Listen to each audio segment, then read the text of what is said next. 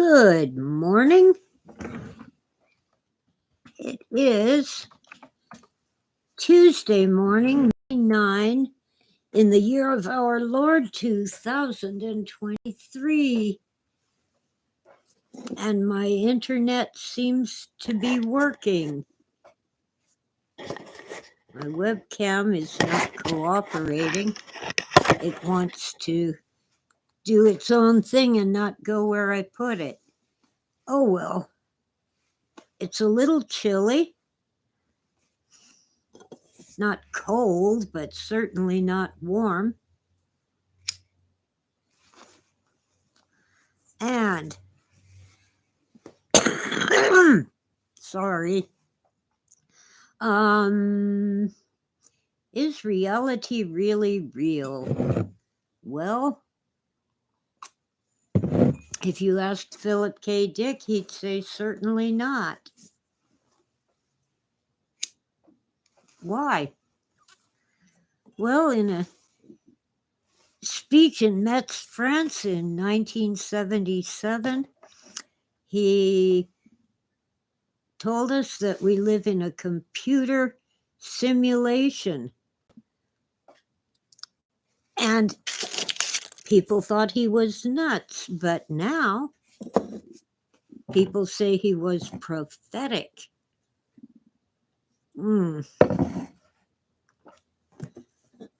I don't know, sometimes my dreams seem more real than the real world. Even daydreams or things I just kind of imagine while meditating. The one bit of reality throughout my personal life has been God. Even as a tiny, tiny toddler, I knew that God was real. I don't know who God is. He isn't human. He's an angel. He's the creator. He told Moses that you can't look at my face, you would die. So that's kind of scary. But the Bible tells us that God is our Father in heaven. And by the way, that means the sky. And that he comes down to earth to sit on the mercy seat of the Ark of the Covenant in the Holy of Holies in the temple. But we really don't know what God looks like, what God sounds like. Well, Moses did hear a still small voice, and that was God. God and the angel of the Lord spoke to Moses from the burning bush that burned and burned but never was consumed. Now, scientists and archaeologists who are not proper scientists, by the way,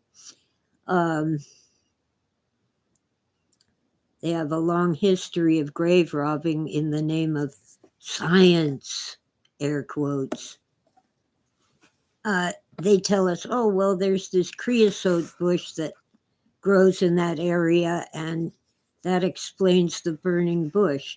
Okay, so the burning bush was something real, but how often do you hear the voice of God from a burning creosote bush?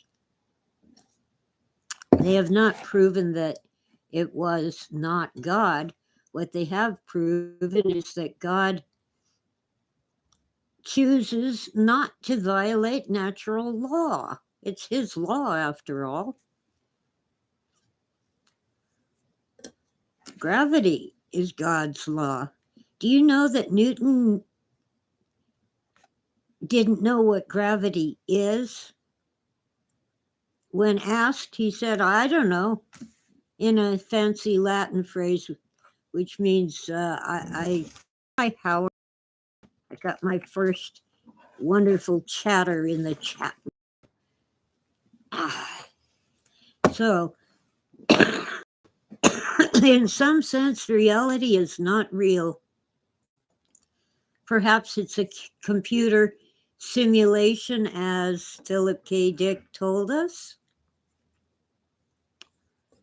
Perhaps, as he insisted, his dreams were more in the realm of recovered memories than of imagination. Perhaps. But if a computer is creating our universe, it must be like God everywhere, throughout the entire universe, managing everything. The stars, the planets, the black holes, the galaxies and nebulas, and all right, I lost the word again. Quasars. Quasars put a sort of knot in the string of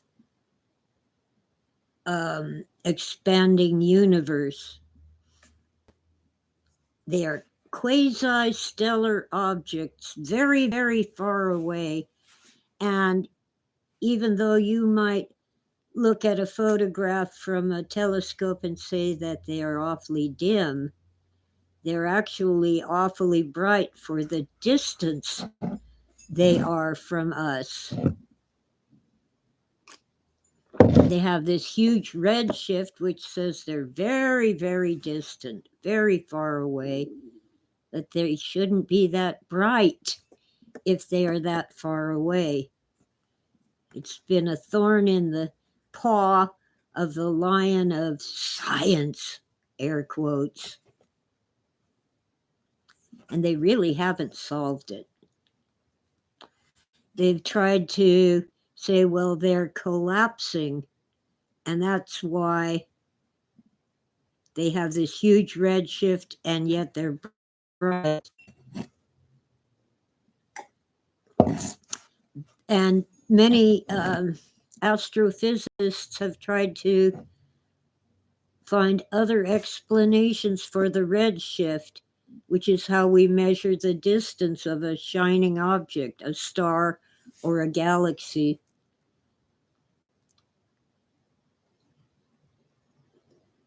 And in some cases, at least, the redshift does not appear to be related to how fast an object is moving away from us. And you see, the more distant it is, supposedly, the faster it's moving away from us. Well, it seems to me that the Andromeda galaxy is not moving away from us at any meaningful velocity. And there's a little thing called Sagittarius A that our galaxy is basically eating. It isn't moving away, it's getting swallowed by our galaxy, the Milky Way. And the stars within our galaxy, well, they're pretty much stuck in the spiral arms. And yet we get a redshift even from our closest star, Proxima Centauri. Come on, camera, start behaving.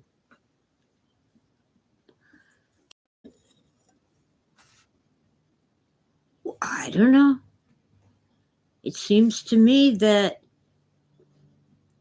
more scientists ought to be able to say more often, I don't know. Newton did not know what gravity is. He knew only that this mathematical equation explained what it did. like if an apple falls off a tree, it hits the ground, it doesn't float up into the sky. And today, we have, of course, Einstein's theory that gravity bends space-time. So things tend to fall into these dimples that massive objects make. So as you go to land on the moon, your spacecraft accelerates because of gravity. But the Earth's gravity isn't quite strong enough to hang on to the moon, so the moon is slowly drifting away. And the moon's gravity affects the Earth. That's why we have ocean tides. And of course, the sun has a lot of gravity and it keeps planets in orbit around it. Are we really falling into this dent or dimple in space-time? Or, as some researchers claim, actually there are these things called gravitons, gravity particles. It's time to say we don't know. I don't know of any case where gravitons have been detected. I do remember the late 60s, might have been 1970, when scientists were in a panic because they were not able to capture neutrinos. And if the sun was not putting out neutrinos, we were in for real trouble. It meant the sun was going to shut off and we'd all freeze to death in darkness. Well, that didn't happen. Here and there, they've been able to capture a few neutrinos. They're very elusive particles. They don't seem to interact with much of anything. So they filled this huge underground reservoir, a tank, basically, with basically antifreeze, the stuff we used to put in our car radiators, and tried to detect neutrinos trapped in the antifreeze. Okay. A neutrino is a very tiny neutral particle.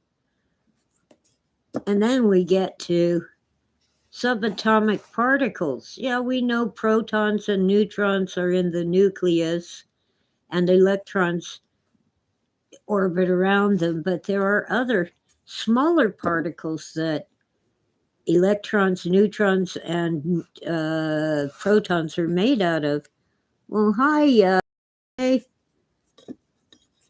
haven't seen you here before. Kaveh. Let's see.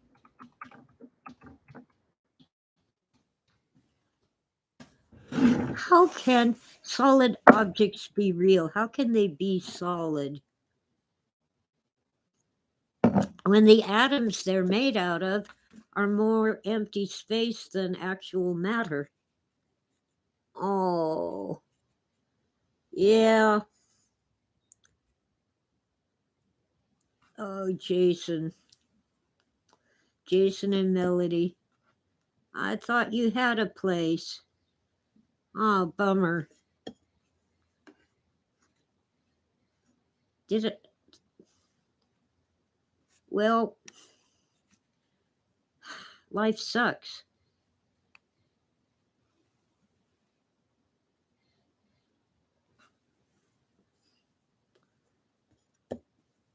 We have homeless people here on the mountain, and we do our best to take care of them. We even have a small nonprofit that makes sure they get food and winter coats and blankets, and we try to provide them with housing, but the wealthy Los Angeles attorney is having a devil of a time getting permits to build housing for the homeless. It's been several years and he's still struggling with the county. Here and there, we give them temporary shelter, like when it's snowing.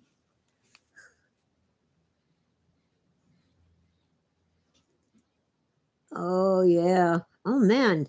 Motel 6 is $100 now? Jeez, every day? When I was living in my car, I would go to a motel, usually a Motel 6, once a week. So every Saturday I got a bath and a bed and so forth. And one of the motels, a little mom and pop shop, used to give me the kitchenette for free so I could cook some food. Because unlike many of their tenants, I didn't trash the room. And here and there, I'd rent it for a whole week.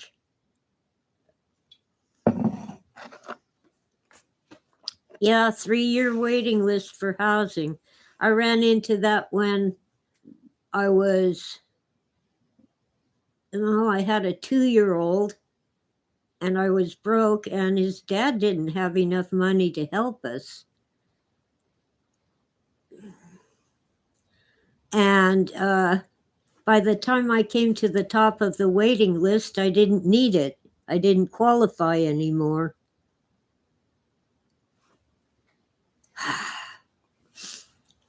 Anyway, that sucks. I guess being homeless kind of brings home that at least some parts of reality are very real and not very pleasant. At least I had a car to sleep in. The Honda Accord has a driver's seat that goes all the way back flat. So it wasn't terribly uncomfortable. But, I couldn't leave the engine running on a cold night. I'd be killed by the fumes, so I had to have a good blanket. 2 years of that, but at that point, my son was grown and not living in the car with me, but he was having his own troubles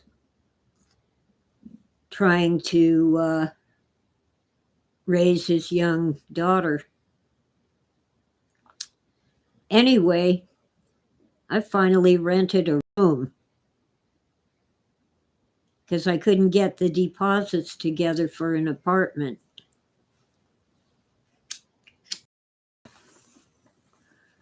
And homeless shelters were basically the Salvation Army, which isn't a bad deal, but some of the people there were scary.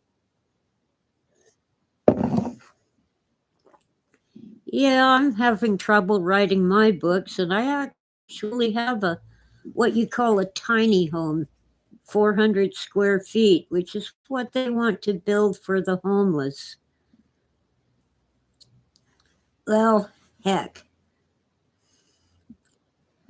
I don't know what to say. I'm barely hanging on to it, but I'm hanging on to it. California is weird.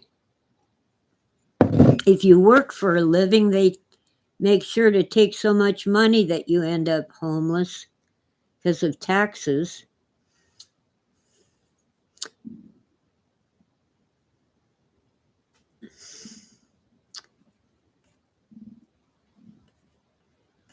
Arizona and Colorado. Yeah, well, I hate to mention it, but in California, there's all kinds of help. They're less likely to help a man who has a small child. They'll say, get a job. But if you keep knocking on the door, it's best to apply online if you can. Go to a public library and use their computer and fill out the forms on the internet. And the schools will give your child a free lunch and stuff like that. But if you work for a living, California isn't a great place. Oh, that's why my pocket has a bump in it. Okay, get the keys out. Moving costs, yeah. If you have a car and all your stuff will fit in it, that really lowers the cost of moving. But yeah, rents. Yeah, $1,200 for a studio. That's how it is in California. Um, People are renting rooms for $1,200 a month. Yeah, a studio is basically a room with a bathroom and a kitchen. Well, back when I was living in my car, I was paying $200 a month for a room with kitchen privileges, and my room had its own door to outside, so I didn't have to walk through the whole house to go in and out. And the lady was so nice, she would let me use the phone. And back then, the phone was, a landline, and that's all we had. Cell phones existed, but they weighed about 40 pounds. Anyway, and they were horridly expensive. But if I made a long distance call, I'd pay for it when she got her bill. With cell phones, as long as it's in the continental United States, it doesn't cost you extra.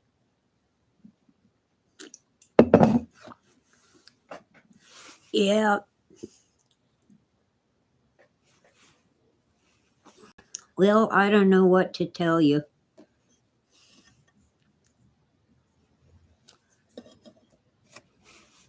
It isn't just the rent that keeps you out, it's the deposits. It probably costs $3,000 to move into an apartment.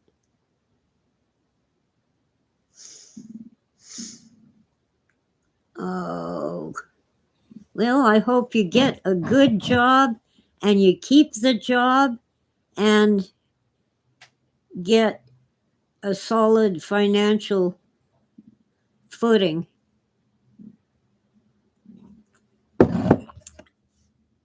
Jason is a single father with a daughter who is absolutely wonderful. And it sucks how they're being treated. Oh, no more free lunches at school? California still gives free lunches. I don't know where they get the money, by the way. So in Sacramento, they claim that the state has a surplus. Uh, with all the wealthy people leaving California, they aren't getting as much in taxes.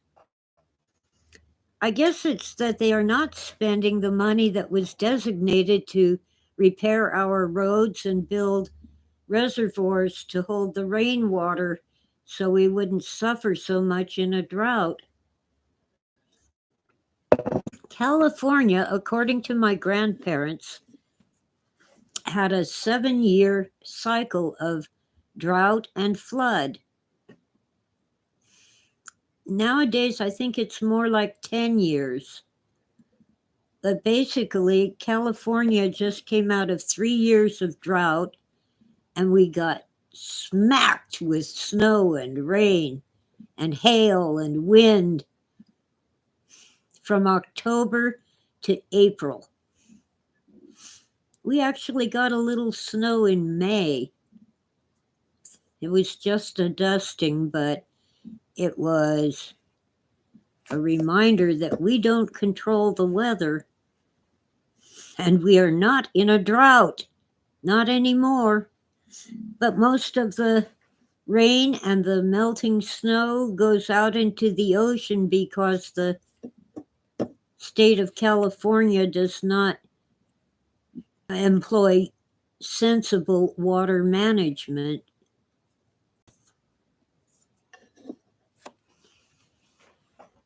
Our problem here with homelessness is partly due to the fact that shelters will not let you have pets. It's like, yeah, we'll give you a bed in a dormitory, but you can't have your dog. You have to send him to the pound where he'll almost certainly be euthanized. Same with cats and other pets.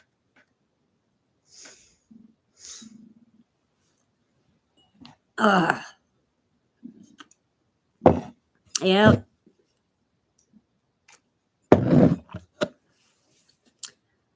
And some people just don't want to leave the mountain.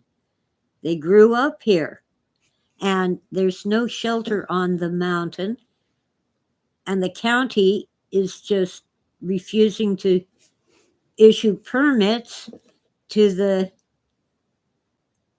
wealthy philanthropist, a lawyer in Los Angeles, who wants to build shelter for the homeless here on the mountain.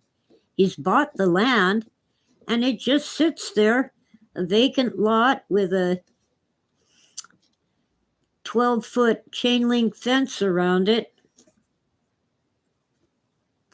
waiting for the permanent housing.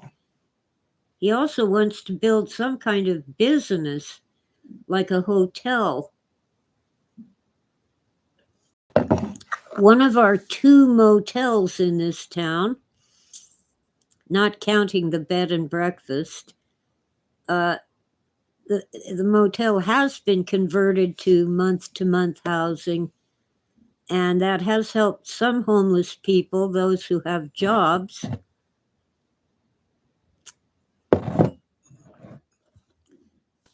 But government, as usual, is getting in the way. We wouldn't need to depend so much on the government to help people if they would get out of the way of private charities. I'll give you an example. I have a huge lot. It's 150 feet deep and 45 feet wide. It's huge. I have room for a mother-in-law cottage in the backyard. Can't get a permit for it. You have to spend about $1,200 to apply for a variance, and then they will deny it and keep your $1,200. Great San Bernardino County. If I want a carport in my driveway, I have to apply for a variance, and they'll deny it.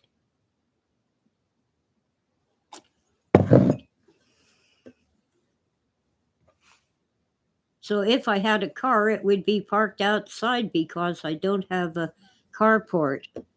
And I certainly don't have a garage. That I would never get a permit for that.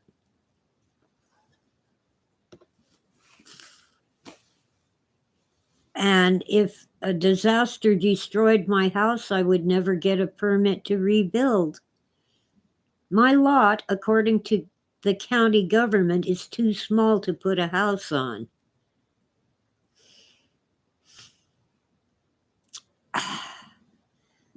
So if I want a bigger house, I can remodel and add on to it.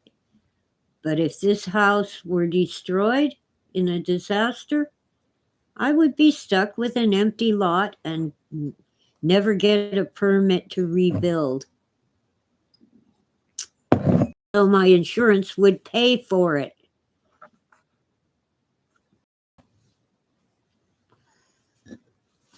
a guy across the street has a slightly smaller lot. It's 30 by 150. He finally gave up with the permitting process and just put a storage shed on his property. That's all he can do with it. Well, it isn't just California, it's the idiots in San Bernardino County's Planning Commission. They actually want to bring industry, factories up here. Are they nuts? This is a mountain community. We rely on tourism for our economy. There's no place to put a factory.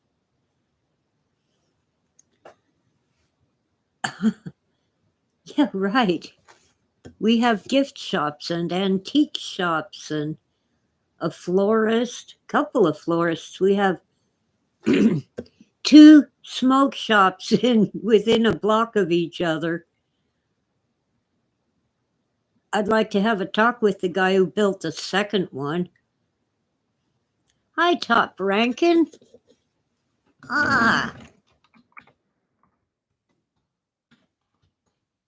We're getting our chat room in.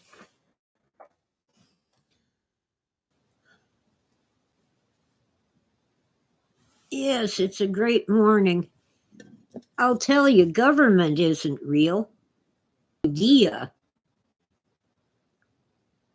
And these bureaucrats get soulless. They tell us how to lead our lives. I almost said live our lives. And when I hear that someone else say that, I say, no, I don't want to live my life. I want to live pumpernickel. It's redundant to say live your life. What else would you live? Coffee, tea, and water gets me going in the morning.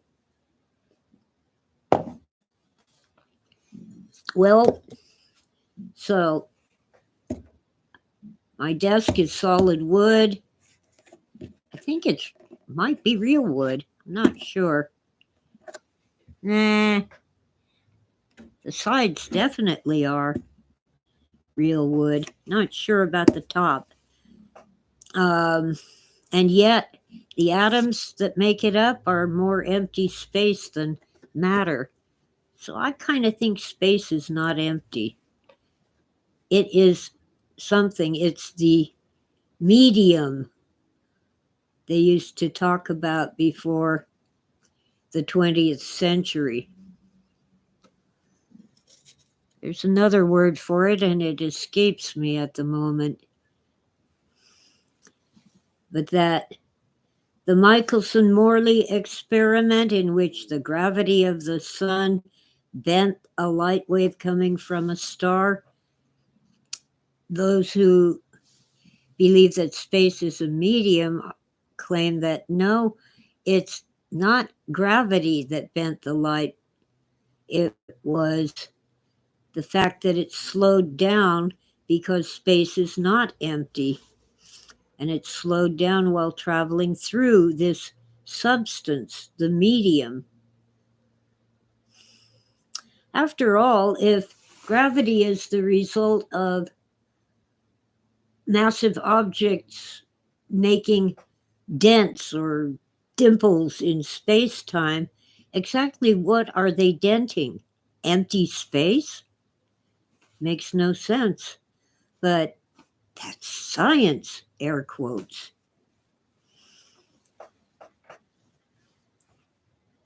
It's just ridiculous. And yet scientists, the ones who make the media, are rarely willing to say, well, I don't know. And yet Isaac Newton, when asked what is gravity, yeah, your mathematics works, it tells us what gravity does, but what is gravity? He said, hypothesa non fingo. I will not attempt that hypothesis. In other words, I don't know. And it's hard to grasp that Newton was writing and doing his mathematics in the 1600s.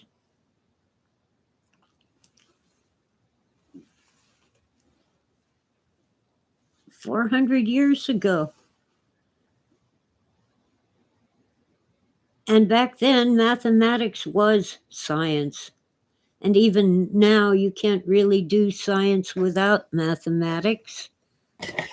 You have to have your graphs and charts and statistics in a peer-reviewed paper.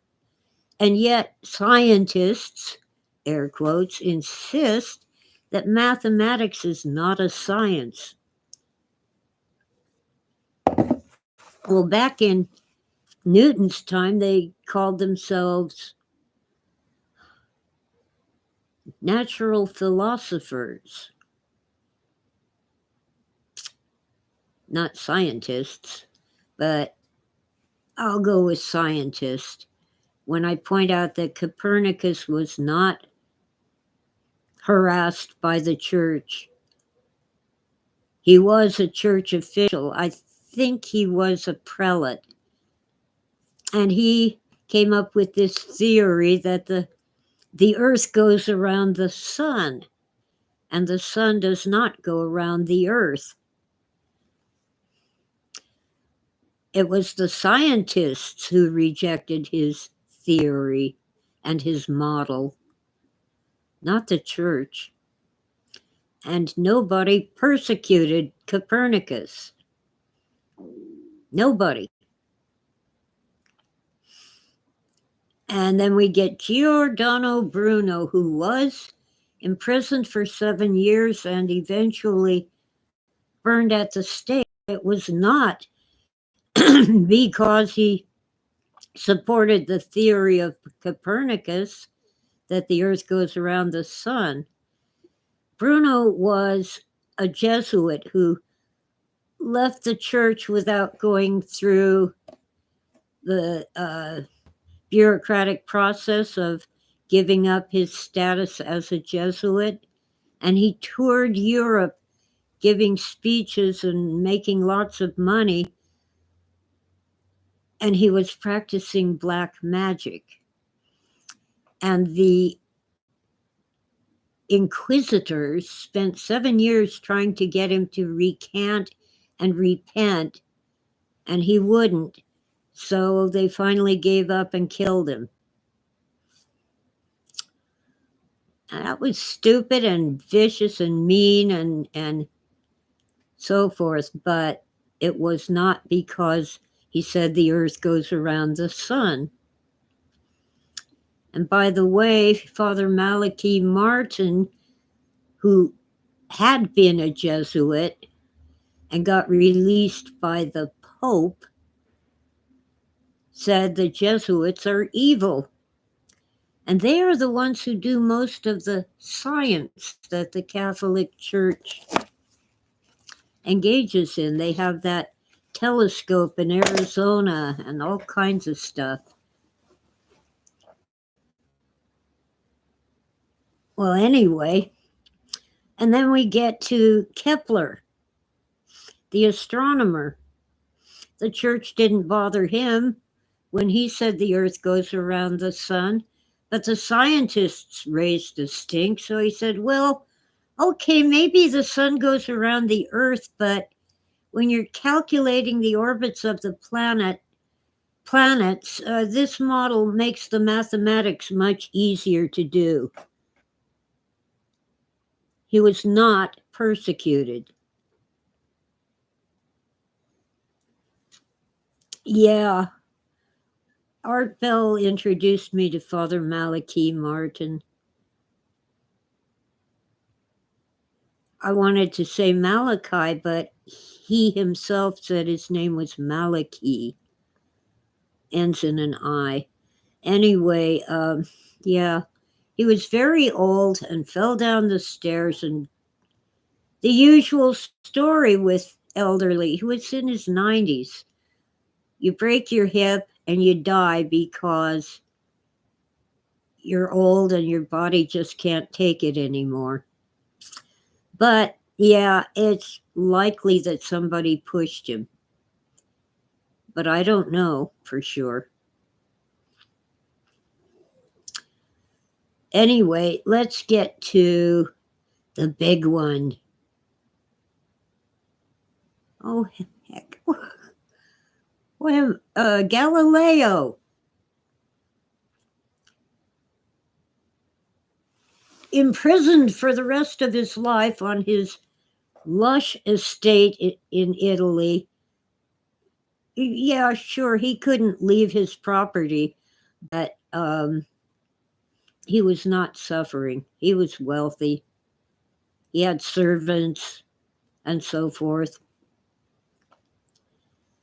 Had his own vineyard, for crying out loud. He supported the theory of Copernicus that the earth goes around the sun, and the scientists attacked him viciously, while the Pope supported Galileo against these attacks by scientists.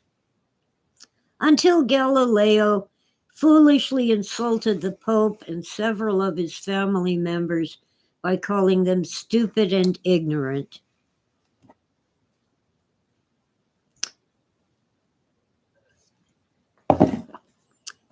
Uh-huh. By the way, the Bible does not say that the sun goes around the earth.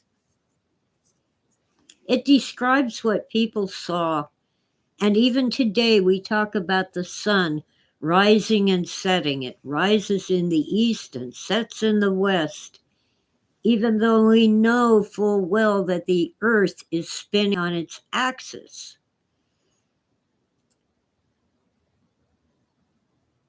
But what we see in our daily lives is the sun rising and setting, east and west. Also, the moon rises and sets. Well, it actually is going around the earth. So, there. And yes, we did go to the moon. The skeptics say, oh, aha, he couldn't possibly get out the door while wearing that backpack. Well, duh. The astronaut walked out the door and then pulled out the backpack and put it on. Oh, but the Van Allen belts and all that radiation. Well, first of all, they weren't in it for very long. And second, there are gaps in the Van Allen belts where there is little or no radiation. NASA scientists are not stupid. I'm not sure we really went to the moon in that tin can, but we went. And as Joseph P. Farrell points out, when the lunar lander took off from the moon, it did not act as if it were propelled by the little rockets.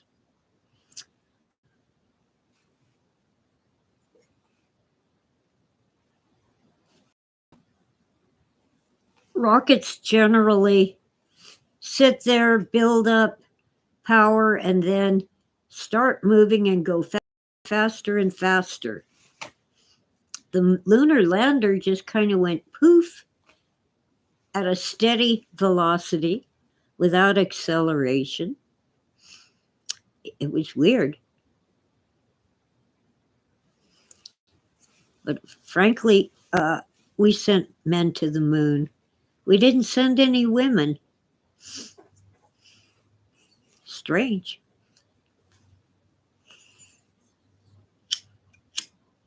Hmm. I'm smoking too much again. It's okay, when I sign off, I'll be too busy to light a cigarette. Perhaps Malachi Martin was pushed by something demonic.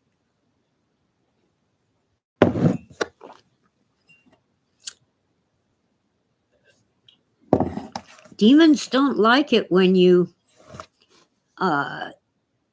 confront them and tell them to go away. He was an exorcist. And he wrote lots and lots of books. One in particular was about how evil the Jesuits are. And a couple of them are about exorcism and how it works. But I tend to take Michael S. Heiser's view that an exorcism is not an argument between the exorcist and the demon. Something about the Catholic ritual does work to get rid of demons, at least temporarily. But what you really need to do is this one line, which they have in their exorcism: the power of Christ compels you to leave and never come back. Yeah, Jason thinks we didn't go to the moon. Well, apparently, we can get out of orbit. We have little robot spaceships that orbit Jupiter, for crying out loud, and then they went on and they're in interstellar space. You know, the 2 Voyager craft, and at least one Pioneer craft is headed that way.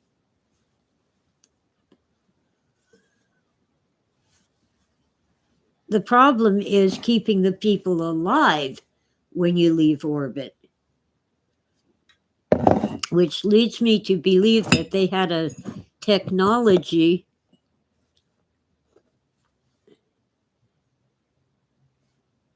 that was much farther advanced than what they showed us on the television.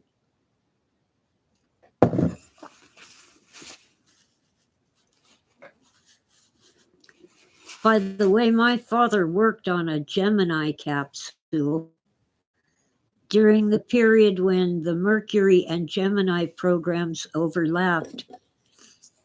He had to get a security clearance, and he was told never to talk about his work, and he never did.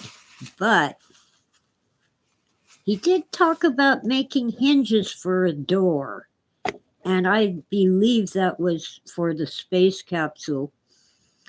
Here he was, a high school educated sheet metal engineer. He used the machine that shaped sheet metal into useful objects.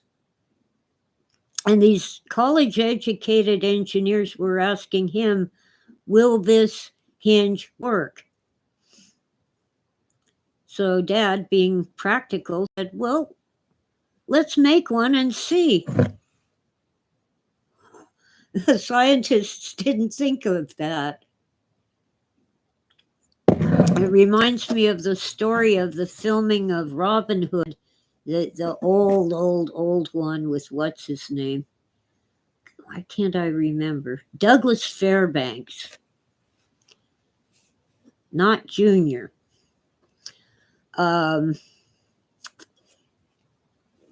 They wanted to catapult one of the extras over the wall onto a pile of mattresses. And he said, well, I'm not so sure. It looks kind of dangerous to me. And the director and his flunkies all said, well, the engineers worked it out mathematically. You'll be fine. And the extra said, no, I don't think so. Let's try it out first. So eventually, they came up with some sandbags to equal the weight of the actor, shot him over the wall with the catapult, and the sandbags not only went over the near wall, they also went over the far wall and landed in the bushes. He would have been killed. So I don't have a lot of faith in things that engineers work out mathematically. And statistics. My baby sister and I used to play this game of flipping pennies, and she would try to guess whether it would come up heads or tails. And she kept guessing tails. And I couldn't convince her that at least once in a while she ought to guess heads. And statistically, it's a 50-50 chance every time you flip a penny. If you flip 100 pennies all at once, on average, they should be half heads and half tails. But that's mathematics. The fact is that a penny is more likely to come up heads because the tail side is heavier, so it tends to go to the bottom. Statistics doesn't take that into account.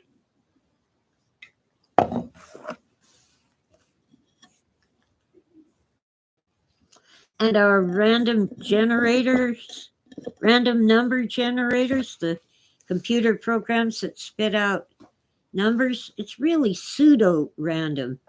They can't achieve true randomness. You know, there's two possibilities, on and off, for each switch. And that's a problem. In quantum computing, there might be an infinite number of possibilities between on and off.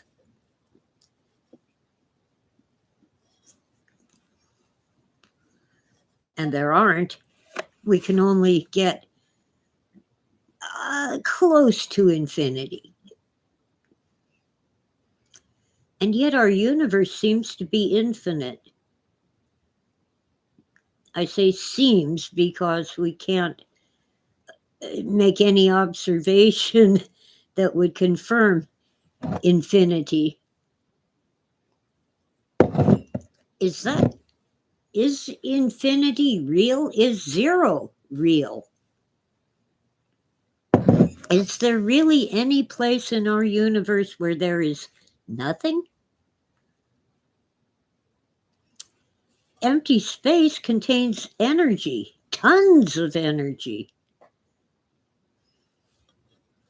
Space is very cold, but it never reaches absolute zero. The temperature at which nothing moves. For example, if you reduced a hydrogen atom to absolute zero, the electron would not move around the nucleus, and the protons, well, hydrogen has only a proton, and sometimes it has a neutron. We call that deuterium. And when they're together, they don't sit still, but at absolute zero, they sit still.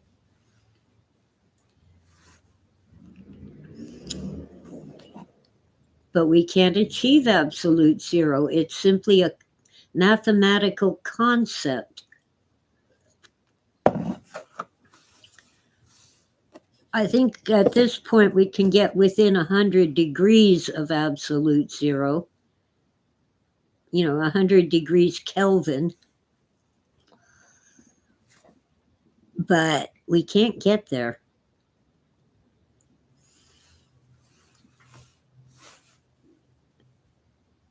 We can't even get empty space, so-called empty space, empty in air quotes, down to absolute zero.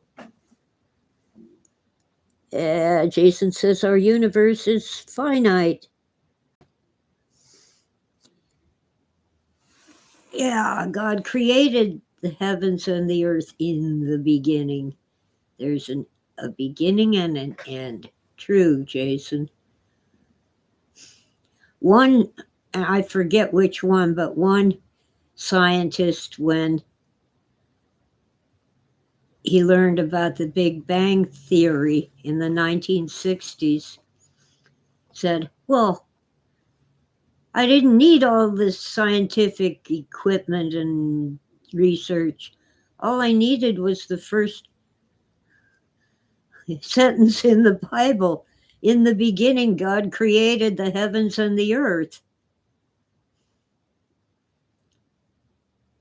And ever since then, scientists have been trying to refute the Big Bang Theory, in which what appeared to be nothing suddenly exploded and created everything. It sounds too much like God spoke.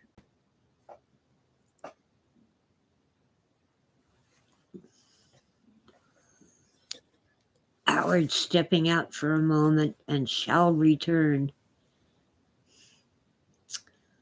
Well, the current Jewish translation of the Hebrew into English, I think it's the Jewish Biblical Society, something like that.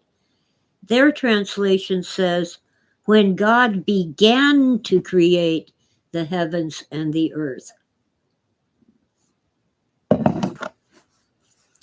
which supports the premise that the first thing God created was light, which many theologians have promulgated, and which Philip K. Dick believed. The first thing he created was light. So it goes, when God began to create the heavens and the earth. Now the earth was without form and empty, and the Spirit moved over I'm paraphrasing, I don't remember the exact words. The Spirit was moving over the waters. And God said, let there be light, and there was light. God spoke everything into existence. And God told the sea to create fishes and the land to create animals. And of course, the birds and so forth. But when it came to Adam and Eve, God formed Adam from the dust of the ground. There's an old pop song about 100 pounds of clay. God made Adam with his hands. That's a very human description.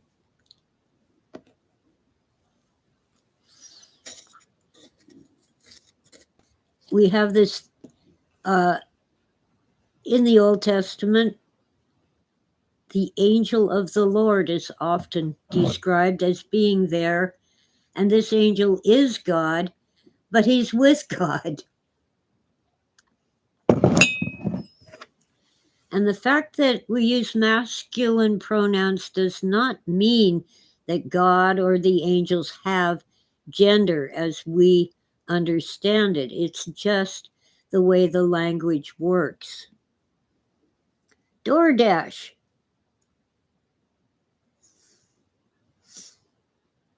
Okay, well, good luck with that, Jason. Hope you make a few bucks door dashing. So, anyway, God is some kind of entity that we don't understand. Is he real?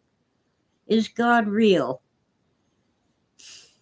I believe he is, but I can't convince you using science. It's simply my philosophical conclusion that this world could not have just happened by chance.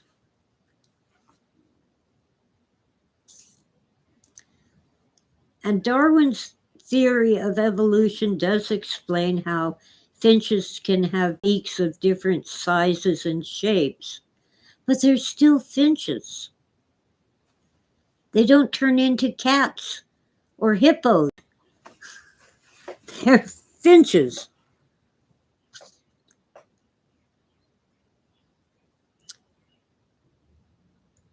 And not all the dinosaurs died. It's pretty well established that chickens are dinosaurs.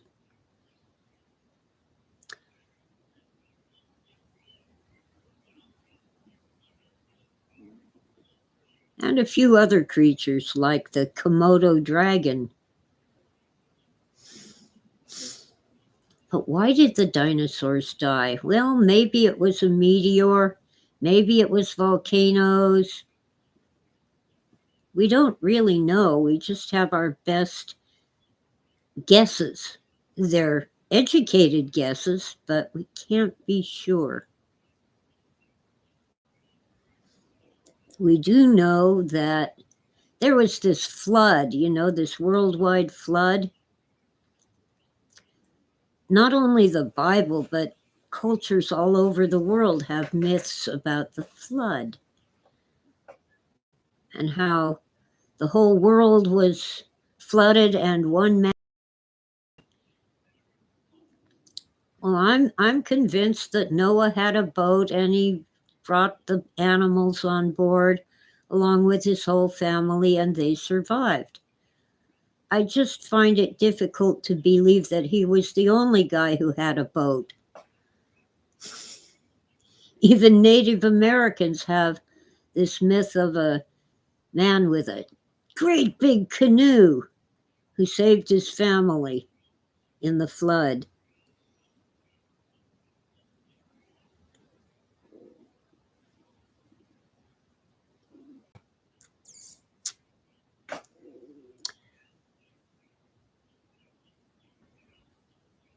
And the flood, as far as Noah was concerned, covered the whole world. Remember, the Bible is people writing down what they observed and what they experienced. Now we know where the ark landed, at least the general area, the mountains of Turkey, the mountains of Ararat. But we don't know where he was when he built the ark. It could have been in South America or Australia or China. And place names don't help. Memphis, Tennessee is not Memphis, Egypt, for example. Cairo, Illinois, I don't know why they pronounce it that way, but it is not Cairo in Egypt. And the ancient Greeks had a city called Memphis, named after the Egyptian city of Memphis. And there's this book by Velikovsky about Akhenaten and Oedipus, and he lays out a very strong case that the Greek myth of Oedipus, who killed his father and married his mother, was based on the Egyptian history of Akhenaten. Akhenaten was in exile for most of his life. And when his father died, he returned and took his father's throne and became the heir. And this is the Cliff Notes version. There's a lot more to it than that. I think he probably killed his father and he married his mother, and everything was hunky-dory because that's what they did in Egypt. But to the Greeks, marrying your mother was horrible.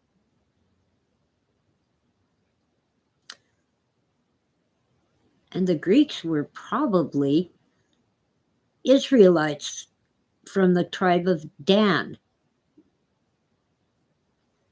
They were called Danae, Danae, the plural of Dan. So they had these rules against incest. But the Egyptians didn't think anything of it.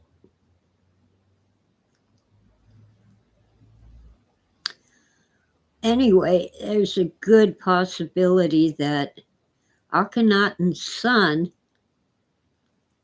like Oedipus's son, killed his brother in a battle, a war.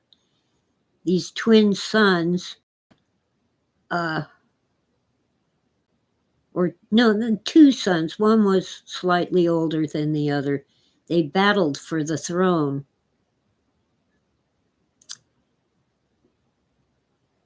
Well, that's in the Oedipus myth too.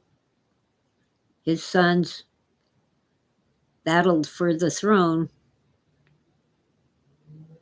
In the Oedipus myth, it's the brother of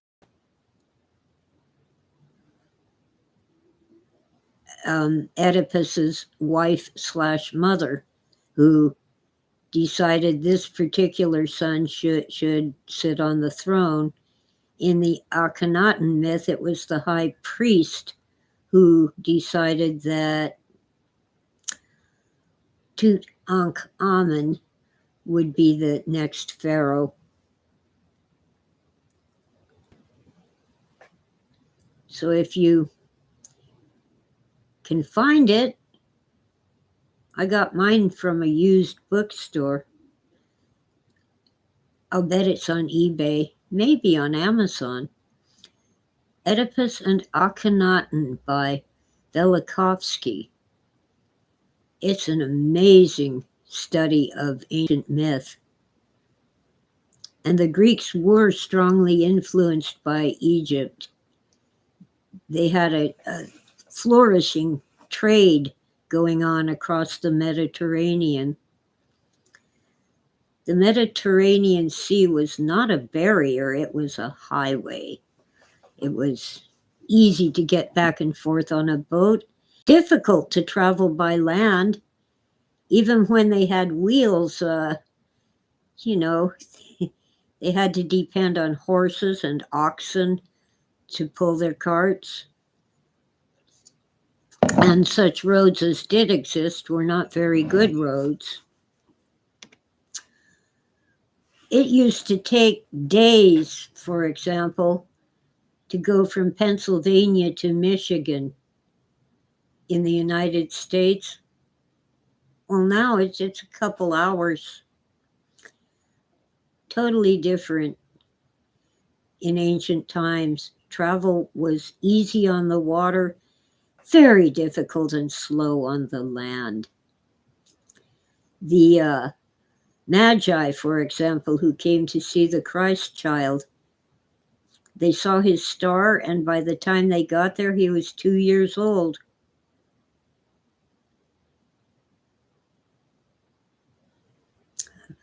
From Persia to Canaan. Iran to Israel.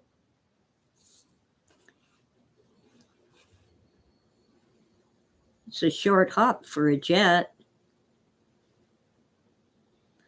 Well, anyway, I have to recycle some coffee, but I'll be back in a couple minutes. Hi, Howard. I'm glad you're back, but I gotta recycle some coffee. It'll only take a minute or two.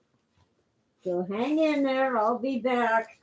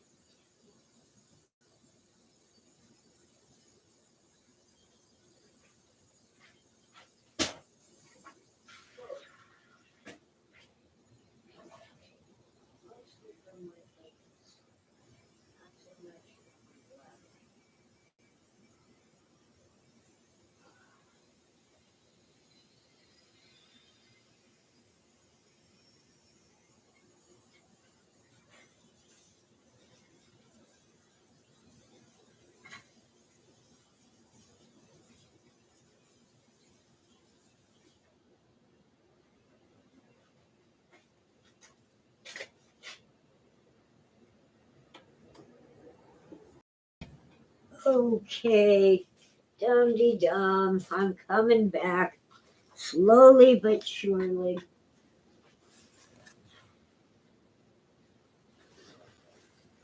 Oh, gosh. Tora is making herself scarce today. Cats are like that. I don't know where she went. She isn't outside. She's somewhere in the house, but she isn't being sociable. Maybe she's tired of being on camera.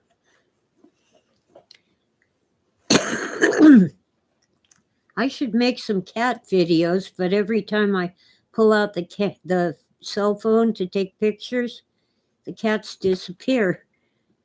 They don't like it.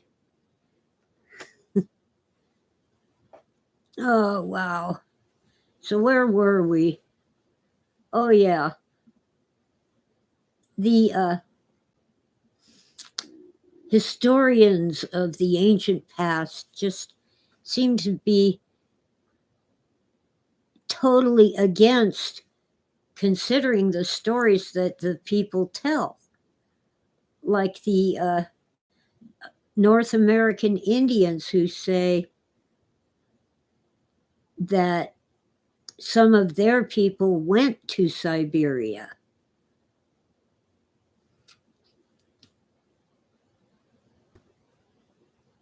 Because they had a population boom and there wasn't enough land for everybody. Oh no, anthropologists insist the Siberians came to North America on the land bridge that existed during the Ice Age.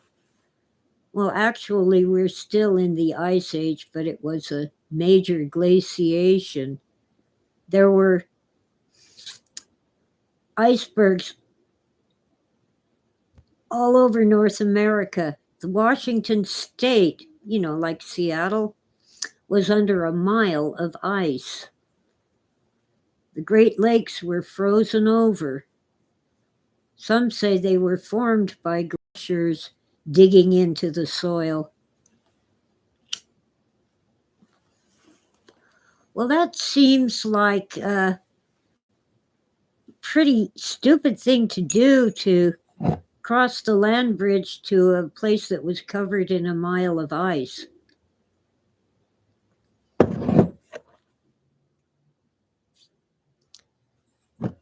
Just doesn't make sense to me.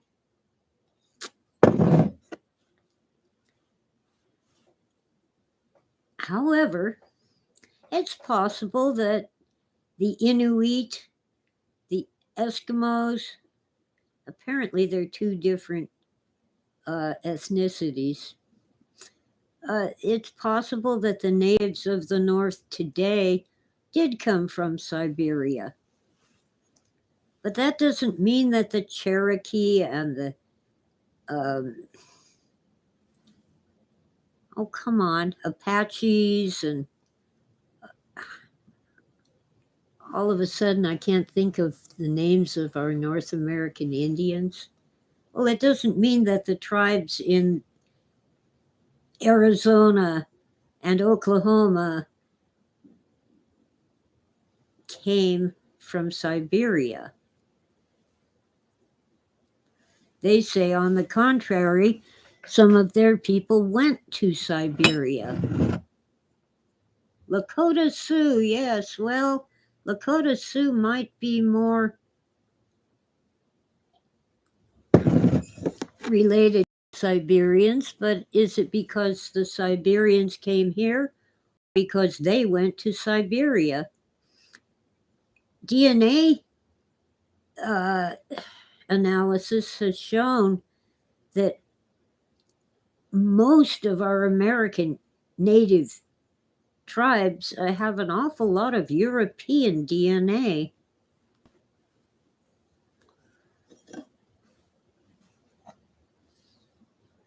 And we know that at least as far back as Eric the Red and Leif Erikson, Europeans were coming to North America.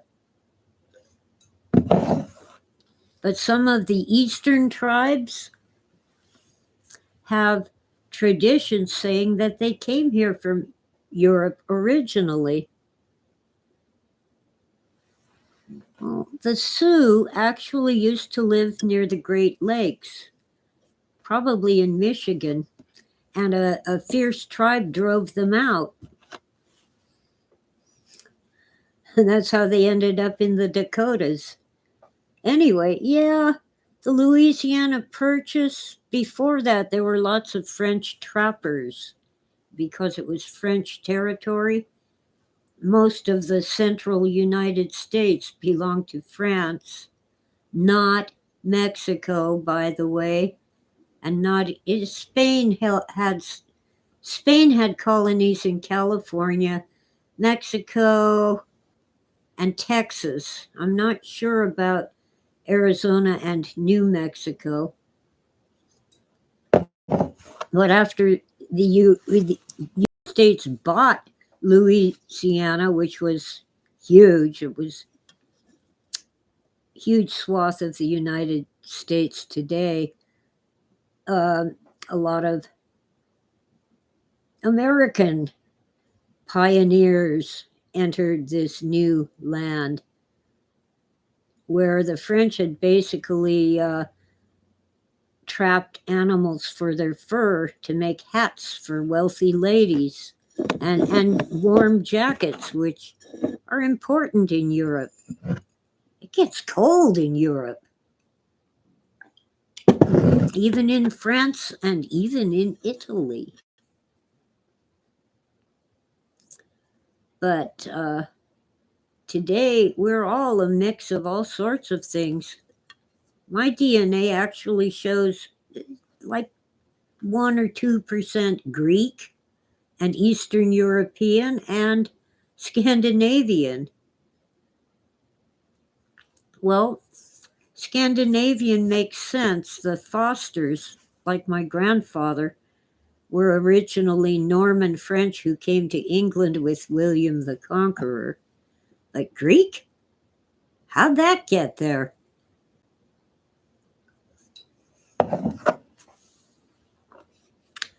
Don't know. On the other hand, they failed to show that I am part Black African. Grandpa was passing for white, and his father couldn't pass.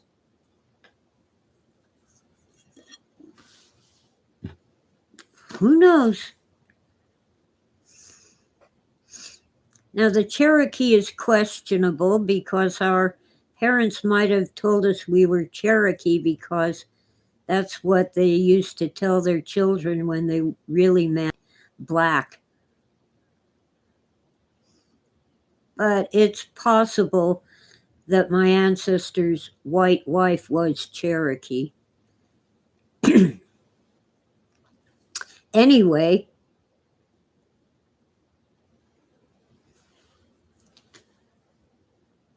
you know that Lewis and Clark went all the way to Washington State, Seattle, which is named after an Indian chief.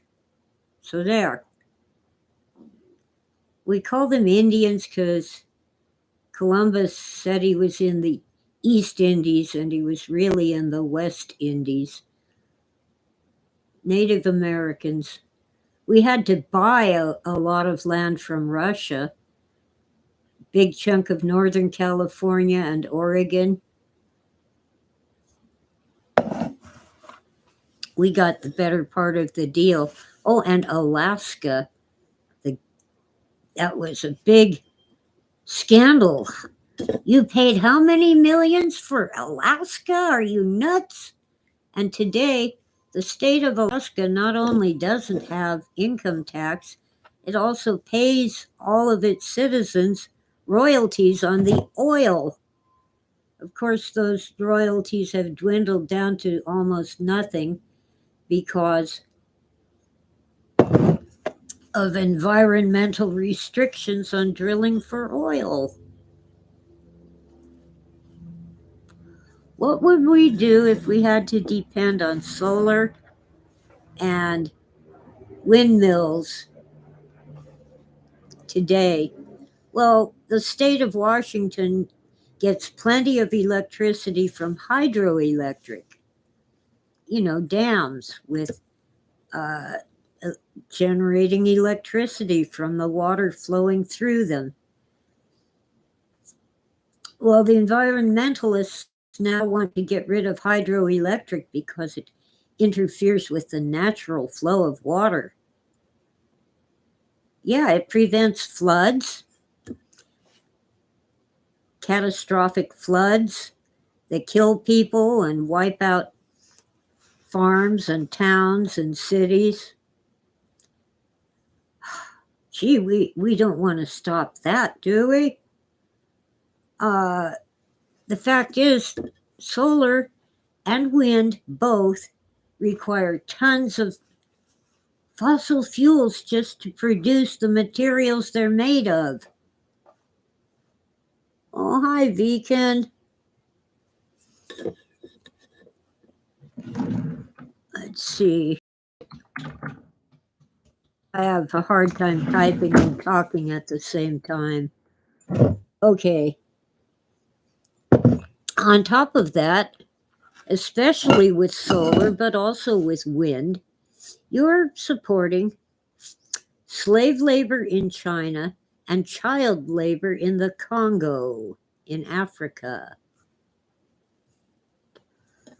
9 and 10-year-old children working in the mines, many of them dying. They don't even have face masks. They're breathing in this god-awful dust to get zinc and I forget what else they're mining. Rare earth minerals, anyway. We could mine them here much more cleanly and humanely and without raping the environment with strip mining that takes out all of the natural plants and animals that live there.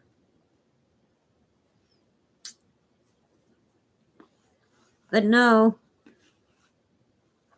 there's too many environmental regulations to open up a mine in the United States, where most of the work would be done by machines and the animal habitat, plant and animal habitat would be restored or preserved in the first place. No, you can't do that. You can't interfere with nature, but you can strip mine in China and Africa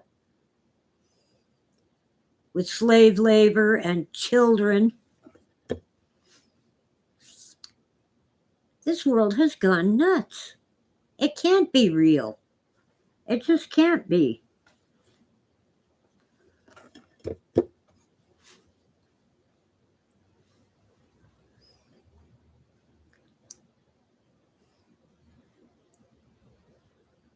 It's awful.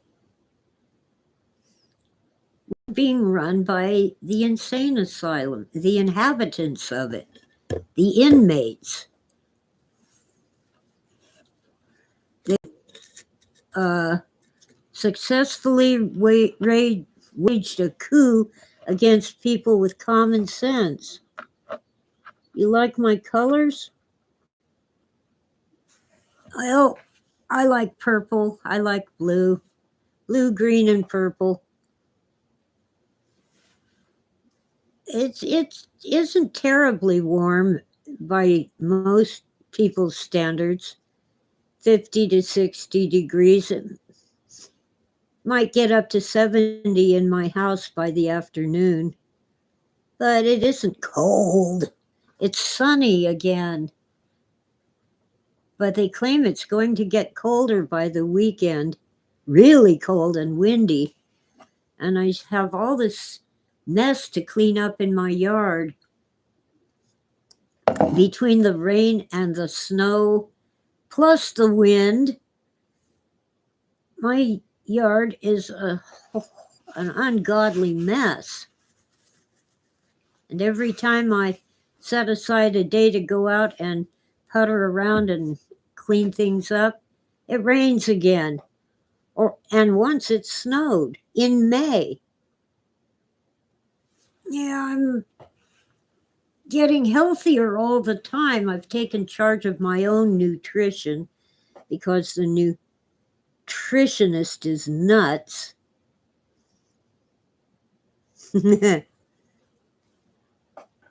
Anything over 55 in England is hot. Yeah. Well, that's how it is on the mountain. 50 degrees, we wear a sweater. 60 degrees, we don't. We take the sweater off because it's warm. But down the hill, it's at least 10 degrees hotter than up here. So when they come up here, they're shivering in their down-filled jackets and coats.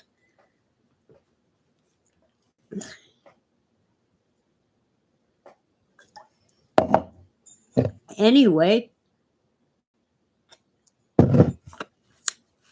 it's amazing.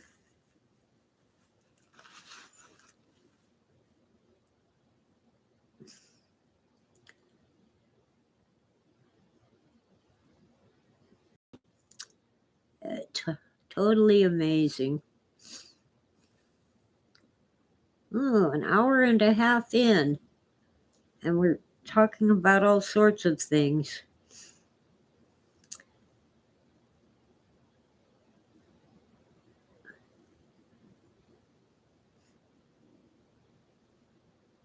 Yeah, I didn't replace the light bulb. I moved my floor lamp, and something I did jarred the light bulb, and it went poof, it's dead. I have to put a new bulb in it. But there's enough sunlight coming in through the windows now that I can see my keyboard without the lamp. So I'm saving electricity. And by the way, electricity is not reliable here in California, especially on the mountain where it tends to go down when the wind blows. And it costs more than natural gas. And generating electricity creates more pollution than using natural gas. So the powers that be in California want to get rid of natural gas. They want to force us to use electric appliances in our homes. Well, that's nice. In the winter, when it's below freezing and the electricity goes down, how am I going to avoid dying from hypothermia? Freezing. I'm going to burn wood.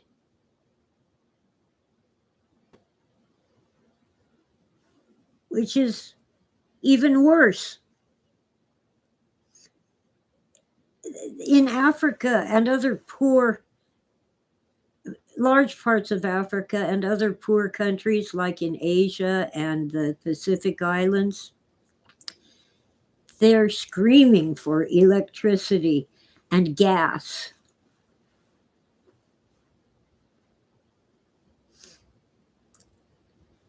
Because in their homes, people are burning wood and animal dung. Cow pies. They gather them up, dry them out, and burn them to cook their food and heat their homes. And women in particular who don't go out and work, plus the children, are stuck in the house with all these nasty pollutants coming from burning wood and animal dung. Their life expectancy is shortened, their health is compromised. They would love to have, say, a tank of propane or some electricity. In most cases, it wouldn't be practical to build pipelines for natural gas, but they can buy a tank of propane, as you probably do for your barbecue grill. In some places, they're actually using biomass, which is like weeds and animal dung, to create biofuel, a type of gas that they can burn, and it burns cleaner. But the environmental movement wants to keep them in the Stone Age, burning wood and animal dung. In some places, they're lucky enough to have coal mines so they can burn coal, which reminds me of a story, I think it was by Kafka, of a man who couldn't afford to buy coal to heat his home. And in his hallucinations, while he's freezing to death, he goes to the place where they sell coal and steals a bucket full of coal. I think the title of the story is A Bucket Full of Coal, or A Bucket of Coal.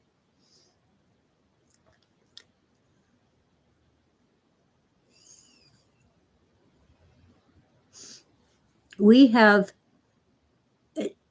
increased human lifespans and health tremendously with these fossil fuels, especially natural gas, which burns very cleanly.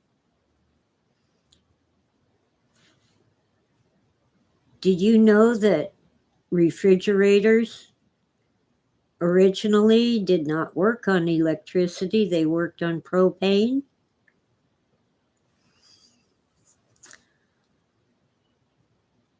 I'm not sure exactly how that works. You burn something to make it cold, but they found the inventors found a way. Yes, natural gas saved your little Crestline cottage. I believe it, Top Rankin. Yeah, your roof definitely would have had a bigger problem without being able to heat your home when it had a load of snow.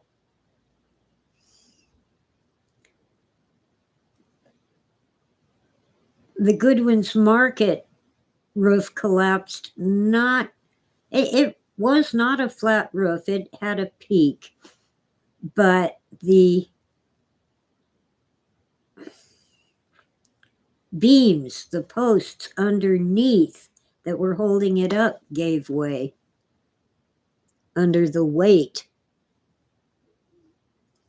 And that building was pretty darn old. Not quite 100 years, but pretty darn old. The outer walls with the gables, I think that's what they're called, are fine. They're standing and don't need any repairs. But the inner collapsed because the beams that held it up failed. I miss Goodwin's terribly. Last week I got a ride to Stater Brothers in Lake Arrowhead, and yeah, it's good. And they have a lot of selection and slightly lower prices and so forth. But I miss Goodwin's.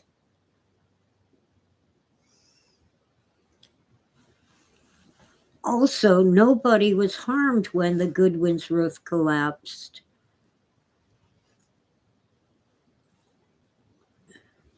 They were aware that it could happen, and everybody got out when they heard the creaking sound. I don't think they had customers in the store. when that happened. I think it was just Mike Johnstone and a couple of workers. Also, the very back, where it's like a warehouse, survived. Not much else did.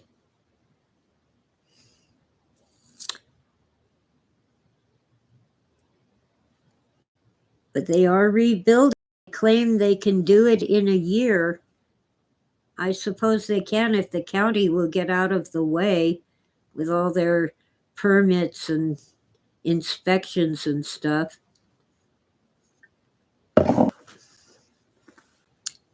Yeah, it was a miracle.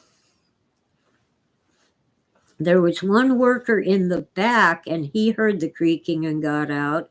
And there were 2 or 3 people in the front, and they heard the creaking and got out.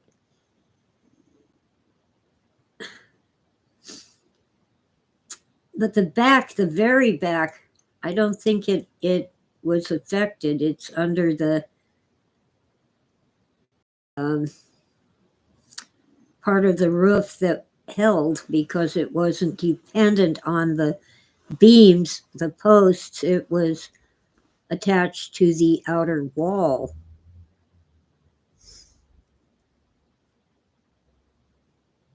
Yeah, when the Amazon warehouse burnt down, of course they fast-tracked the permits. They better do it for good ones. After the way our snow disaster was in large part created by bureaucratic idiots. It was predicted. They knew it was coming. They knew that snowplows would not be sufficient. They would need at least front loaders, skip loaders are better, and dump trucks to get the snow off the roads and take it away and dump it either in a lake or in a park off the mountain.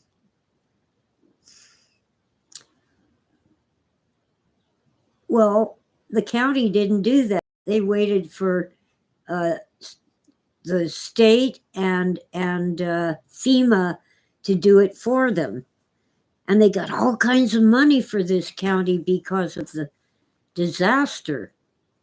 It was a county declared disaster, and then a state declared disaster, and then a federal declared disaster. So all our government idiots got tons of money for being stupid. And most of the digging out, by the way, was done by residents, people who live here, with shovels. And some had little front loaders or a scoop on the front of a pickup truck.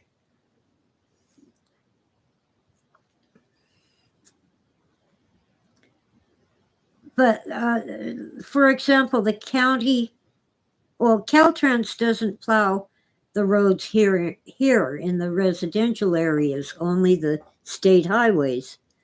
But the county, when they finally started clearing, actually it was FEMA clearing the county roads, they don't plow private roads. But apparently they do take the snow that they did plow and dump it on the private roads, making them even worse.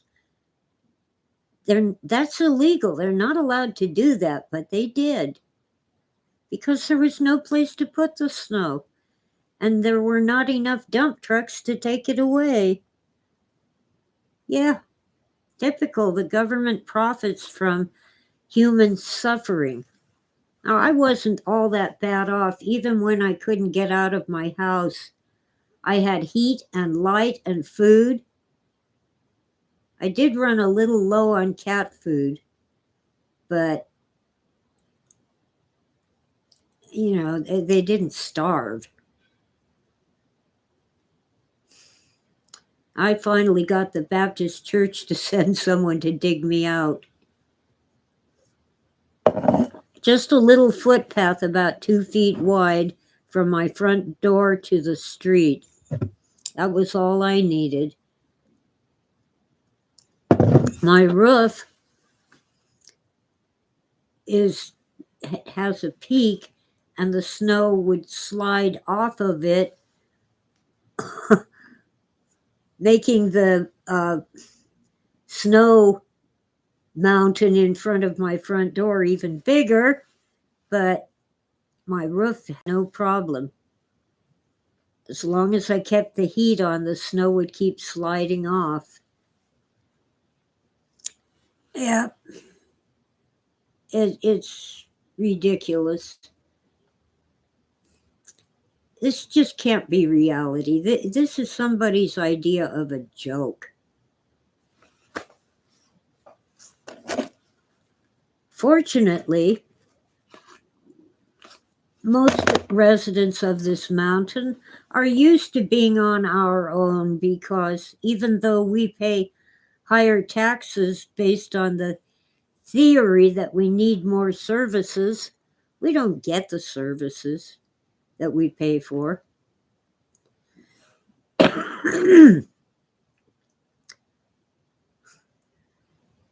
They're just beginning to take care of some of the potholes.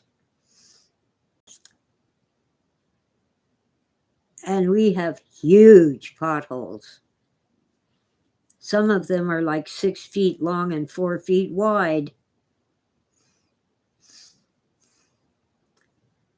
The snow melted, most of it, by the second week of April. We're more than a week into May. Lake Drive, which is the major road through Crestline, it's just every couple of feet there's another pothole. Driving down Lake Drive is kind of like driving a horse and carriage on a rutted dirt road. Huh.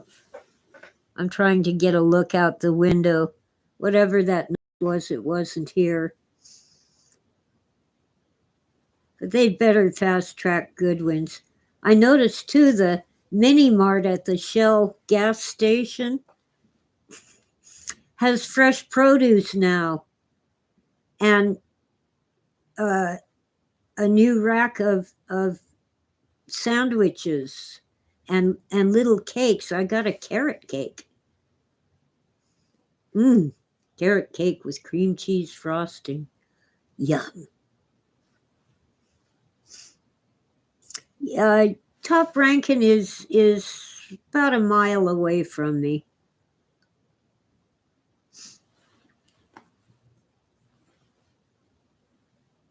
She probably got worse snow than I did. I'm down in a sort of bowl or valley,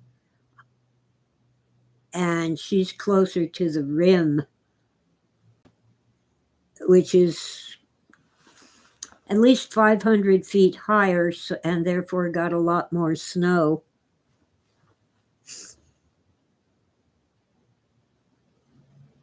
Yeah, Top Rankin met me at Goodwin's.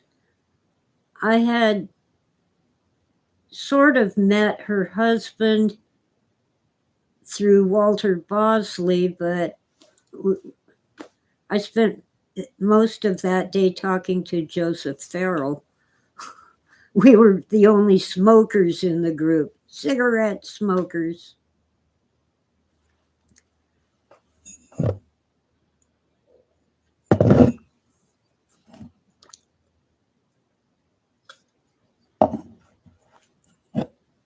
Wow.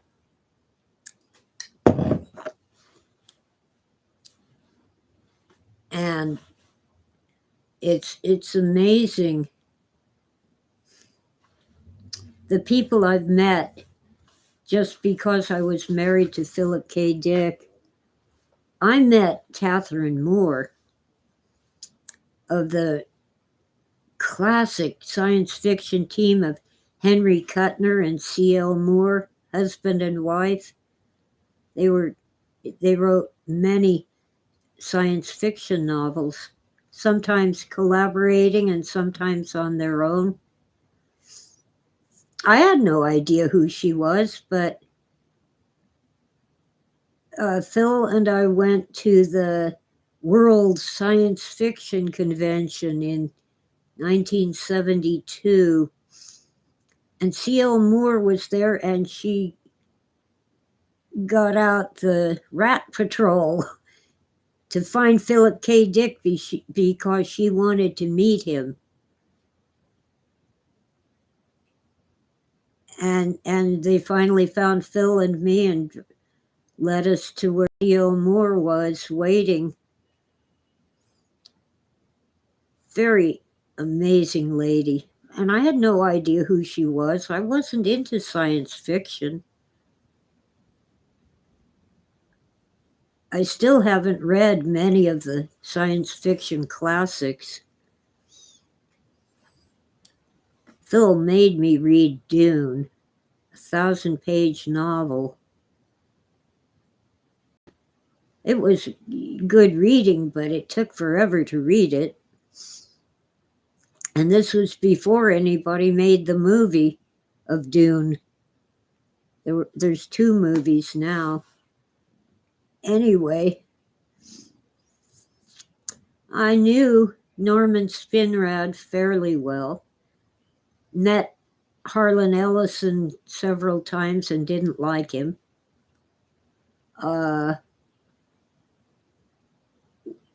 When we went to San Francisco because Phil had to go to court in San Rafael, I met Robert Silverberg and Terry Carr and their wives. Science fiction writers. I still didn't know who they were. I did like Norman Spinrad. He is a really nice guy. And at the time, he had a girlfriend named Doty. And I liked her a lot. But apparently they broke up. Norman Spinrad came to our apartment a few times to spend time with Phil.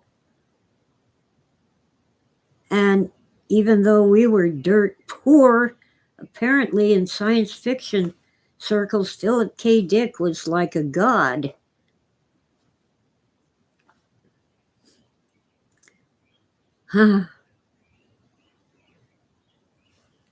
Let's see. Oh, Top Rankin met David Lynch. Talked to him for 20 minutes before she realized who he was. That's a good one.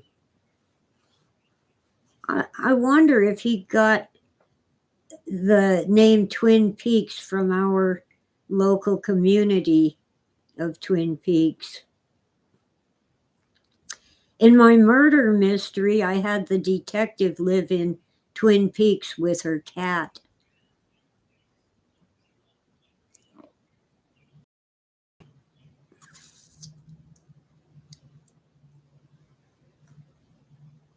Oh, wow. It's just one of those days when I can't, well, as usual, I can't stay on topic. The title of this is reality real? In some ways, it does seem like a mental construct.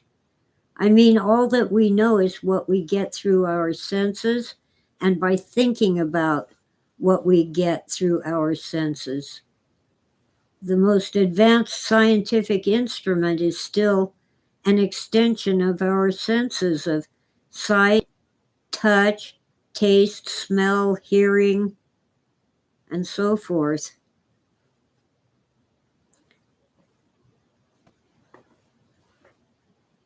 Now, as far as quantum mechanics goes, that, even according to scientists, is not real. It's a wonderful mathematical theory, but it has nothing to do with reality. It's supposed to unify gravity with relativity or something like that. Okay, Top Rankin says, the Bible says, oh yes, now we see us through a mirror dimly, but soon we shall see face to face. You have a different translation. The King James says through a glass darkly, which means a dim mirror, but or a dim image in a mirror. But it's where Phil got the title, A Scanner Darkly. From that's was written by Paul. I think it's in 1 Corinthians. First or second, I think first. I think it's 2 Corinthians where he says, we wrestle not against flesh and blood, but against, oh heck. I am going to have to Google that. Principalities and powers. I don't know whether it mentions forces of darkness.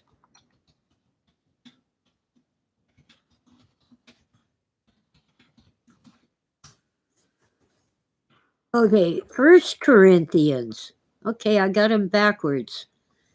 For now we see through a glass darkly. Okay, so that I got them right. That's glass darkly. Now, the other one is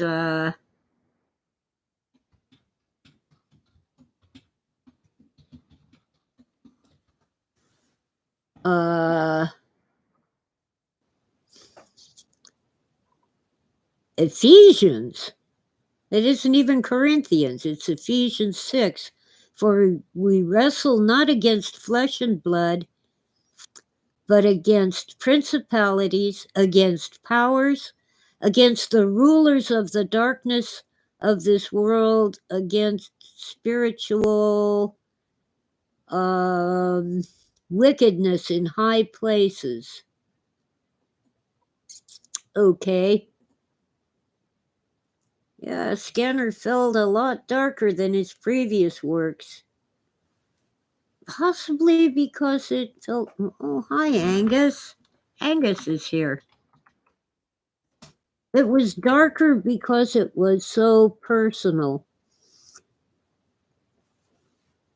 Phil was targeted because the authorities thought he was a drug dealer. He wasn't. If you offered him a joint, he'd smoke it. If you offered a pill, he'd swallow it. He didn't buy or sell drugs.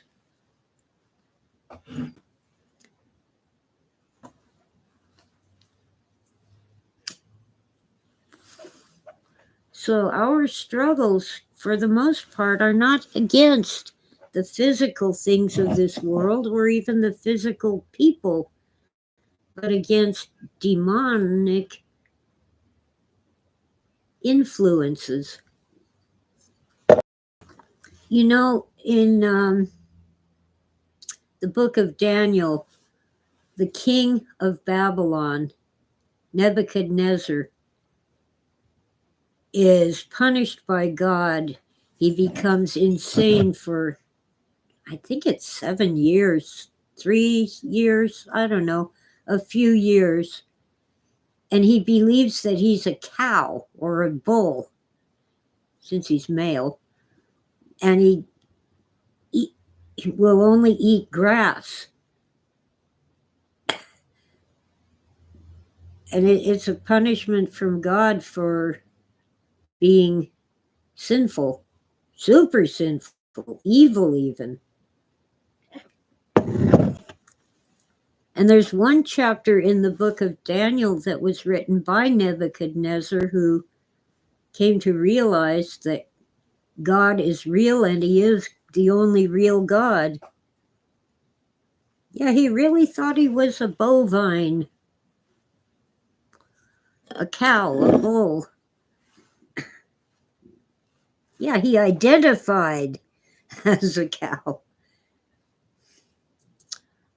I identify as a struggling author and a victim of the health system, which actually made things worse, not better. I have a new doctor. She's an osteopath, which means holistic. Treat the whole person, not just the symptoms. That's good. And I will be going to the chiropractor for my bad back. Oh, Beacon identifies as a useless eater. Yeah. That's how the wealthy and powerful elite view people who work for a living. And that's the real source of the environmental movement is people who have so much money and power that they think they don't need the rest of us. We just get in their way. Howard identifies as a millionaire, but he can't get anyone to agree with him. Oh, Angus uses CBD oil for shoulder pain. Well, I tried CBD oil. It really didn't do much for me. I get a bigger bang and longer relief from Bengay, and it's a lot cheaper. I tried Kratom, but I can't remember all the details, but the side effects were not worth it for me.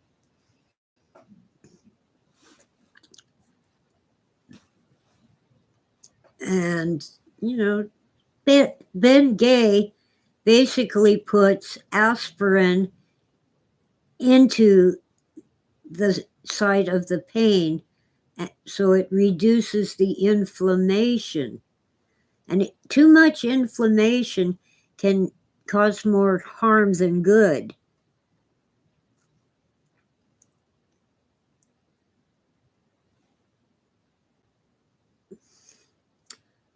Now, I did get muscle relaxants because when I need to do a lot of walking, like get groceries, the muscle spasms in my back make it difficult to walk, even with my back brace. So a little Bengay, a muscle relaxant, and a back brace, and then I'm ready to forage at Stater Brothers. It's a very big store, a lot of walking involved. For example, over on the far left, they had some meat and chicken and stuff from their in-store butcher shop. The name brands in their packages were way over on the right-hand side with the lunch meat, because that's how they do it.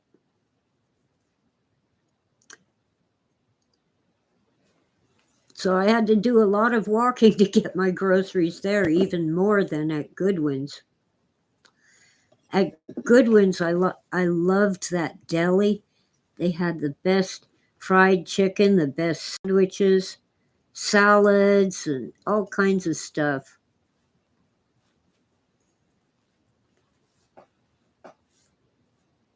Deacon says he read that folks taking marijuana wrong should not eat it.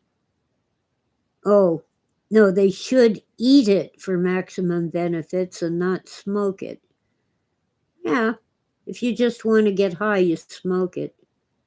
Angus used to shop at a Stater Brothers. Oh, he lived in Orange. I lived there once. Long, sad story. The prices were good, but he didn't like their meat. Well, it's must have improved, or Lake Arrowhead being a rich people's town, rich people and tourists, they have a pretty good quality. I actually got a steak that was not paper thin. I don't often buy a steak, but when I do, I want it at least an inch thick, and you can get that at Stater Brothers.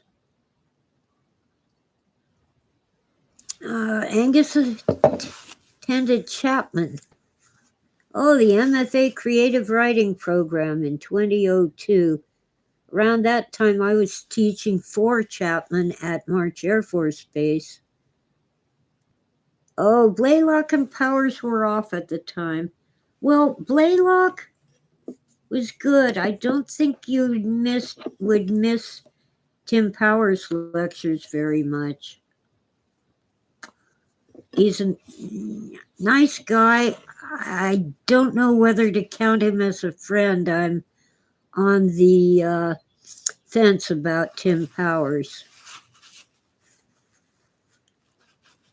When we first met, he was a student at Cal State Fullerton, and I was barely 18 and awfully naive. And I think he got a wrong impression of who I was and seems to think I still am that person. Blaylock I met later, and he's better educated than most and a fine writer. Yeah. Powers focuses on sword and sorcery, and of course, he made a fortune with that Pirates of the Caribbean movie. Yeah, he's nice and funny, Powers is, but I get the feeling that there's bad things happening behind my back. Like people I hit it off with will talk to Powers and suddenly they want nothing to do with me. Let me refill my water.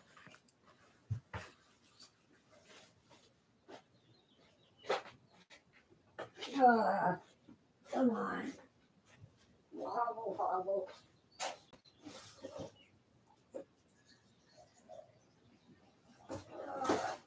Dum-de-dum. Dum-de-dum-de-dum. Dum-de-dum. Dum-de-dum-de-dum. Okay. See, when I was very young, I had memorized some comedy routines from Joan Rivers and Red Fox.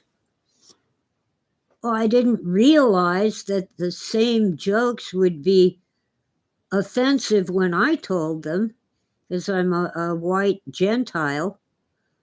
Red Fox had some record albums of his routines, and so did Joan Rivers. So I was able to listen to them many times. This was before internet, before cable TV. It was the dark ages. A television show ran once, and maybe a few episodes would be rerun about 3 months later.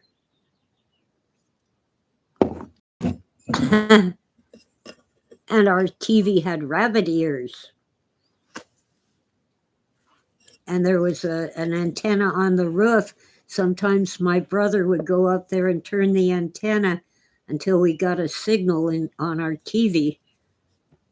It's kind of like moving the satellite dish a little to get a better signal. Well, hi, Larry and Creature.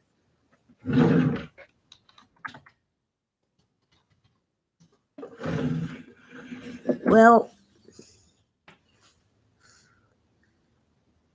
anyway, Tim Powers heard me reciting those comedy routines. And they were very funny when Red Fox told them and when Joan Rivers told them, but man, today, even if they told those jokes, you would find them offensive. It's just a different world. Oh, I love Newhart. Bob Newhart. The bus driver's school is hilarious.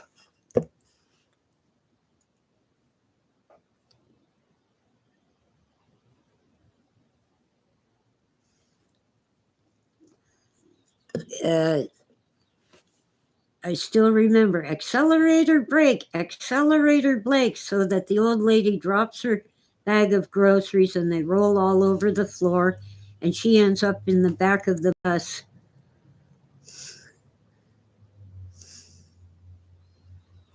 Angus, Larry, oh, Jonathan Winters. He was awesome.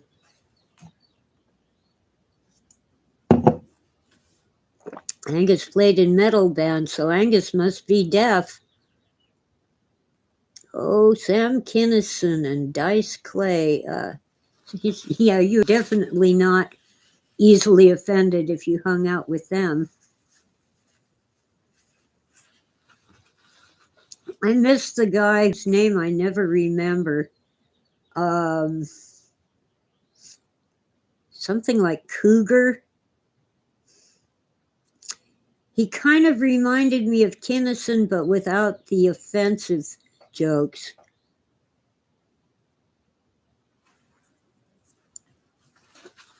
Oh, yeah, Winters improvised a lot. You could tell on Mork and Mindy.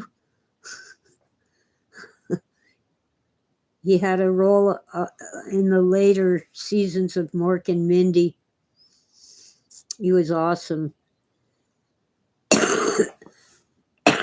Bobcat Goldthwait. Thank you, Top Rankin.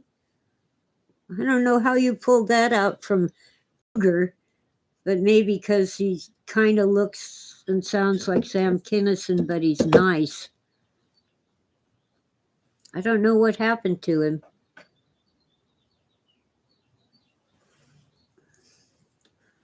I once met, just because I stopped by Chapman College after graduation to talk with one of my old professors, I met the, what do you call it? Well, sort of a student of the original man who did all those cartoon voices like Bugs Bunny. And he did all the voices. He was amazing. Of course, you can't show Bugs Bunny anymore. Mel Blanc, yeah, it was his protege. That's it. Mel Blanc's protege. Mel Blanc had passed away.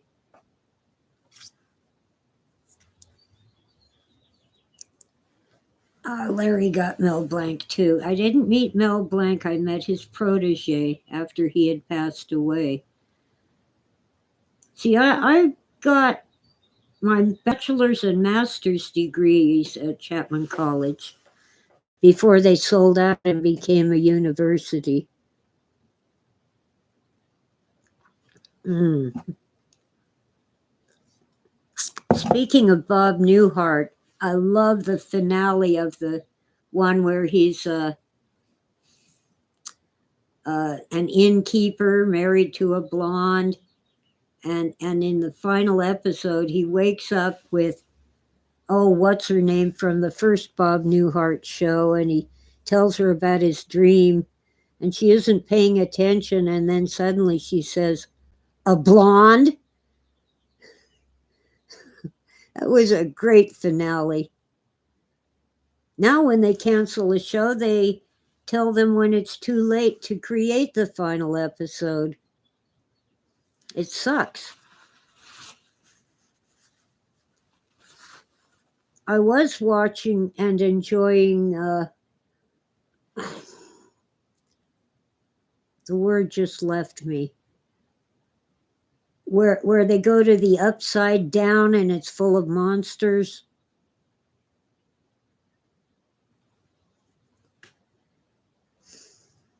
And it's all kids. The first season was great. The second season, Stranger Things, thank you, Howard. Stranger Things, first episode was great. First season. Second season, it was still pretty good. But then it became a teen romance, and I quit watching. Top Rankin took her first video production classes at Chapman over 20 years ago.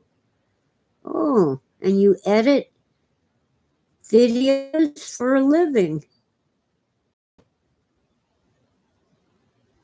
Yeah, well, as I said, Larry, the second season became a teen romance, and I just wasn't into it.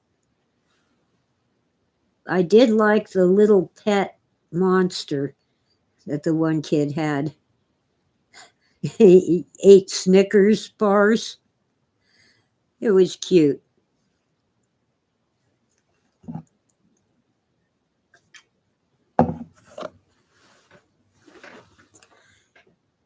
Anyway,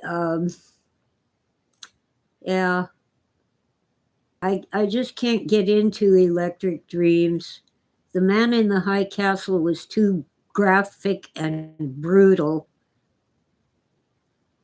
I managed to get through the first season, but I couldn't stomach the second season. Axelrod. Yeah, I didn't have much contact with Axelrod, but I certainly heard about him. Angus. My professors, my favorite was Dr. Watson. My advisors were Bill Womack and Ron Thronson for the undergrad.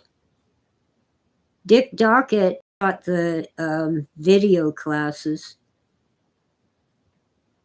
I got stuck with the presentation on how they put the penguins in the dancing scene with Dick Van Dyke.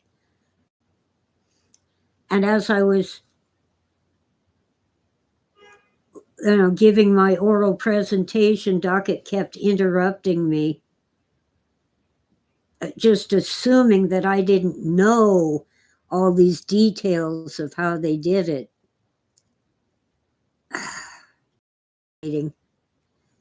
I really suspect it was simply because I was a woman.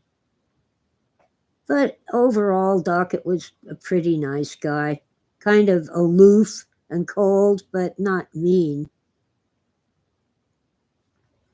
Oh, your professor who had the stroke. I knew him very well. I'm trying to remember his name.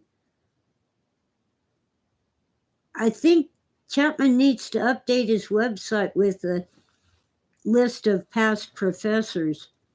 God, I'm blank on his name, but I remember when he had his stroke. It was the curse of Wilkinson Hall. He had a stroke, and Betsy Truax died, but she was really old, in her 80s. A younger professor, Terry something, got breast cancer and died. People in Wilkinson Hall were getting sick, and they even tore open the walls to see if there was asbestos insulation. They went through the basement with all kinds of, searching for mold. They steam cleaned things and used antiseptics and all sorts of things. And people who worked there kept getting sick, and they never knew why.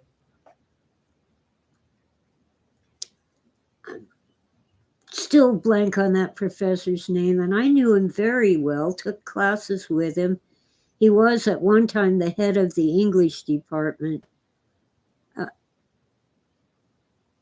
The Argyro Center, that's after I graduated, but yeah, it is modern and cold. I think it's postmodern, which is even worse. As I said, they sold out and became a university. So they're all about money and prestige, and they used to focus on teaching. They had some really great teachers.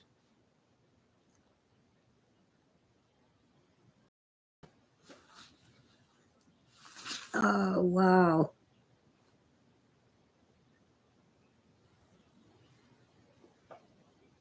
Oh, yeah. George Argyros, man, if ever there was a wealthy and powerful elite, I'll bet he goes to the World Economic Forum and all that stuff, Davos.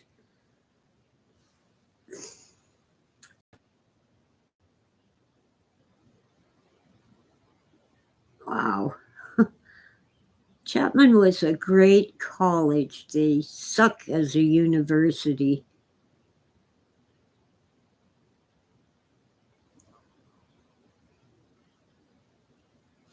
Oh man.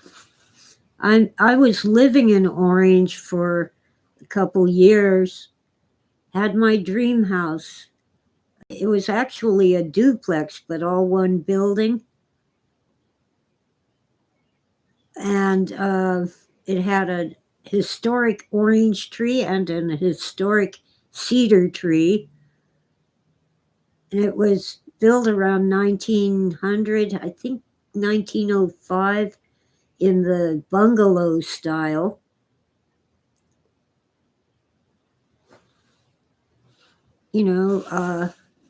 Plaster walls inside, not plasterboard. And outside, the horizontal strips of wood overlapping, and on a concrete foundation with actual space under the floor, not on a concrete slab. Hardwood floors. It even had a cooler cupboard. Back before refrigeration was a big deal, people had ice boxes. They would build a cupboard with a hole in the floor at the bottom and put a screen over it to keep out critters. And that was where you stored your beer, your bathtub beer, to keep it cool, because if it got too warm, the beer would explode and pop the corks off the bottles. That happened once to one of my ancestors, I guess a great grandmother.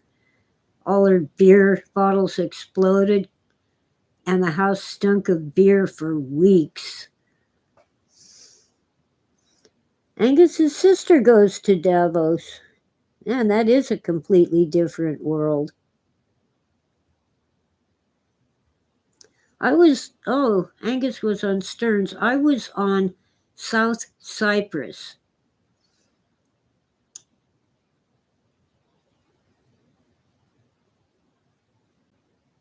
Old Town. Old Town Orange.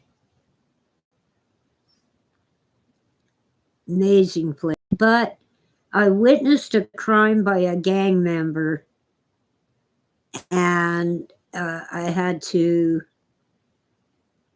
Well, my son was one of the victims.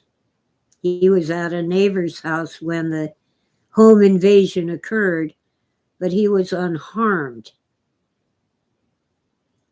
Anyway, the gang didn't want us to testify against their buddy, so we had to sell the house and move fast.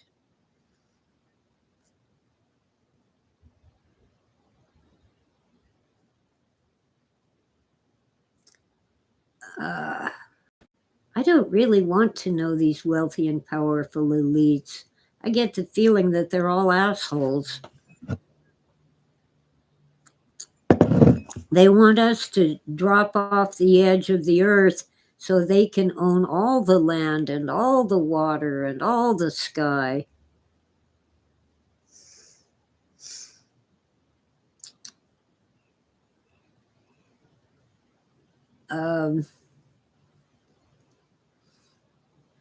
And just have enough of the serfs in their medieval paradise to provide them with servants, gardeners, cooks, parlor maids, whatever. Yeah, they are socially inept, and they're regarded as smarter than they are. Yeah, tech guys especially, but anyone who grows up in an insulated world where they never have to worry about having a roof over their head or a good food to eat, and not just food, but really good food. If they have a craving, they can send an employee, in other words, a servant, out to get it for them. They don't have it in the house. They can wake up the chef at midnight and say, I want some pancakes. They don't know what real life is like.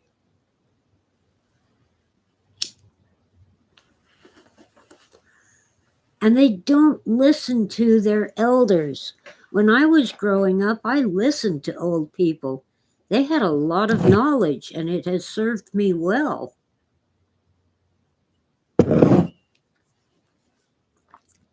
Yeah, power shift away from Silicon Valley. Well, many people are fleeing Silicon Valley. It's become a hellhole. San Francisco used to be a wonderful place to visit. I wouldn't go near San Francisco now, it's too dangerous. Open source AI, huh? That's an idea. AI is not, artificial intelligence. All that the program knows is what a human tells it. So the real intelligence behind it is the human. Poor San Francisco. Well, at least the massive storms that we just experienced washed all the crap out of San Francisco and into the ocean.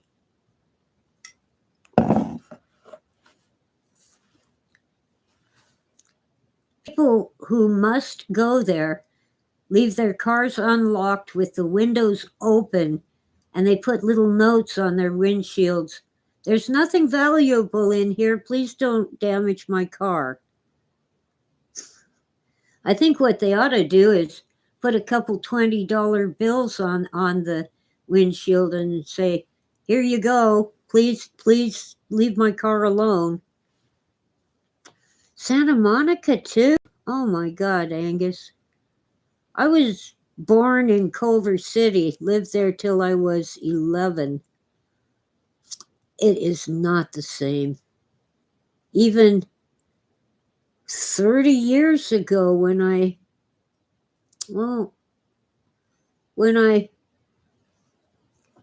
had to go to the mortuary and get my grandparents' ashes to take them to my aunt in Oregon.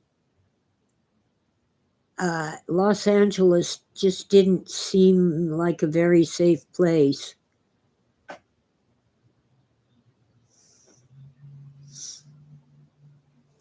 Oh, you live near Culver in the Baldwin Hills. I love the Baldwin Hills. I remember when they built the houses there, and when they built the dam, the city engineer resigned because he didn't want his name on that dam. He knew it was going to fail. And by God, the next winter rains, the dam failed, and all those beautiful new houses were flooded, and people were drowned. One woman had been an Olympic swimmer, and she survived by swimming through the flood. There were refrigerators and all kinds of furniture and personal possessions washing down. And we went to the the Ballona Creek, and I saw a VW bug floating in the water. It was just like their TV commercial. It floated, it didn't sink. So if you're in a VW bug, at least in the 1960s, and it somehow ends up in a lake or a river, at least it'll float. You won't drown. Yes, Oswald, I see your comments about left brain fetishists, and we're ignoring the right hemispheres of the brain power. It isn't quite that simple, but you're on the right track. They want to be rational and not emotional. So they shut off half of their intellectual power. I don't think it's so much the brain as the mind, a more ethereal part of us.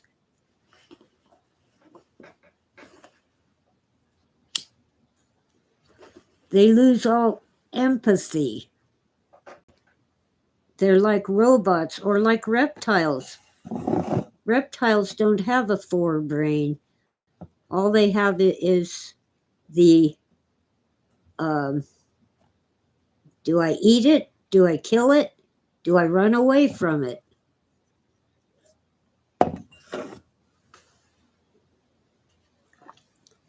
Oh, yeah, Culver City, especially the Baldwin Hills, much safer than Santa Monica. Always has been.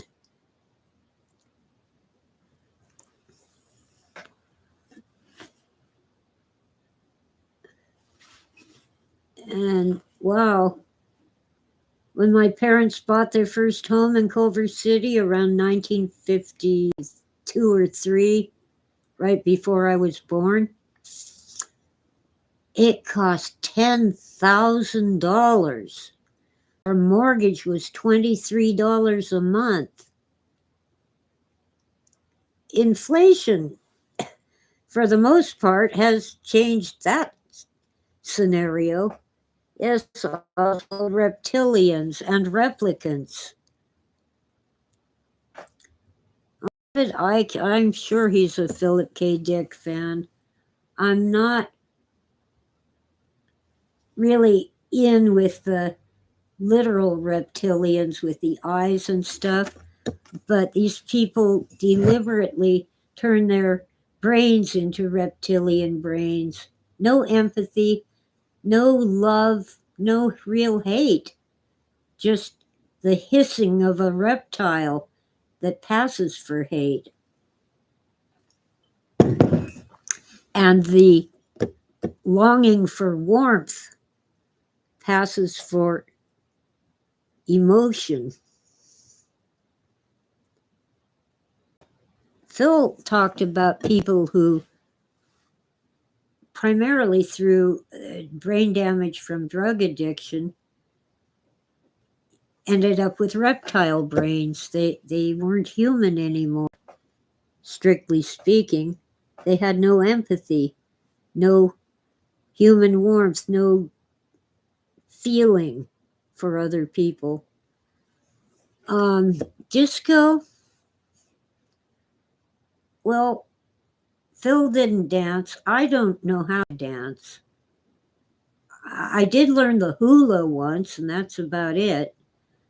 But you know, he was more into Fleetwood Mac, Pat Benatar, that guy who made music on a 30-foot wire. I never remember his name. He thought disco was, you know, just sort of like McDonald's compared to a cordon bleu dinner. It's okay, but you know, he never bought their records or anything. Yeah, Phil eventually softened his opinion of Nixon that he wasn't the devil incarnate and in some ways a victim of the people surrounding him, but he still wasn't a good guy in Phil's opinion. Oh, cocaine was the disco drug. That's right. I remember now. At first, people thought cocaine was not addictive, so people who could afford it would take it when they went to parties or dances or concerts. They were sadly mistaken. It was very addictive. Whittier College, huh? Nixon's alma mater. I don't know a whole lot about Nixon in his personal life. I do know that he was a good husband and father, and that's worth something. Jimmy Carter was a good husband and father, terrible president, but not entirely his fault. He was stabbed in the back by the people around him.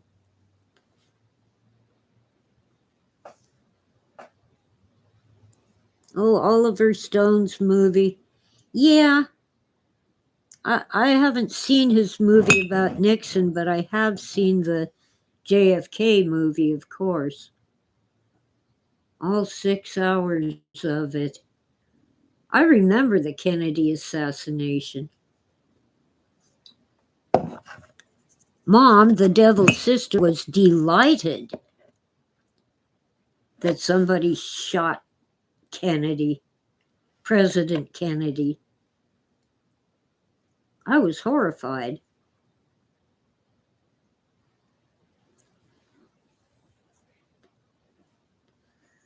But I imagine quite a few people who thought Kennedy was the new communist commissar were happy that he died.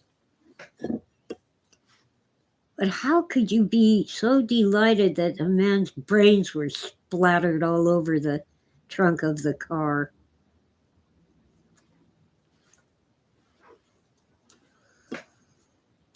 And we never believed that Oswald acted alone. And I think it was 1977 that the Congress, the Senate, who held hearings and looked at evidence and all, concluded that there were at least 2 shooters that day. RFK, I don't think that they dare to kill people anymore, to assassinate presidents or candidates. If they did, Trump would not be alive. Oh, by the way, Trump did not dismiss his private security just because the Secret Service was there. He still has both private security and Secret Service. What I don't like about RFK is he wants to get rid of fossil fuels. We need to use them until we have something better than windmills that kill birds and can't. The production of windmills and solar panels uses more petroleum, more fossil fuels than if we just burned oil and gas and coal in the power plants. And they support child labor and slave labor. Not in on that. Yes, it's green madness. The cleanest fuel we have is natural gas, so they want to get rid of that. Not coal, not crude oil, or not crude oil. The oil that they burn to make electricity. Natural gas. They want to get rid of our cleanest fuel. And in California, most of our power plants use natural gas. And we still don't have enough with all the wind and solar and natural gas. We have to buy electricity off the grid from places where they burn coal and oil to make their electricity. We aren't saving the environment, we're just building up a prestigious persona for our state. However, the wind farm out near 29 Palms did save the mountains when, oh man, it was at least 20 years ago, there was a blackout for at least a week all over Southern California. But we had power on the mountain from the wind farm. So it did some good.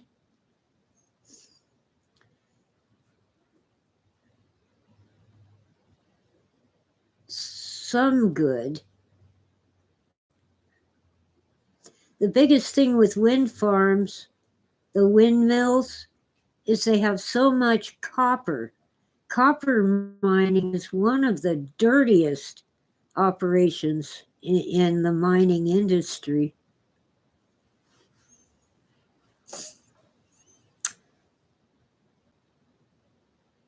It's just awful. There's no need to panic. The earth will be here long after we're gone. Long after there are either no humans or very few humans on the earth, the planet will be fine. And cheap, abundant energy has allowed us to live longer and live better. And these third world nations where they burn wood and animal dung really need cheap, abundant energy like gas and electricity. Even though electricity costs a lot more than gas and it's worse on the environment, it's better than burning wood and animal dung.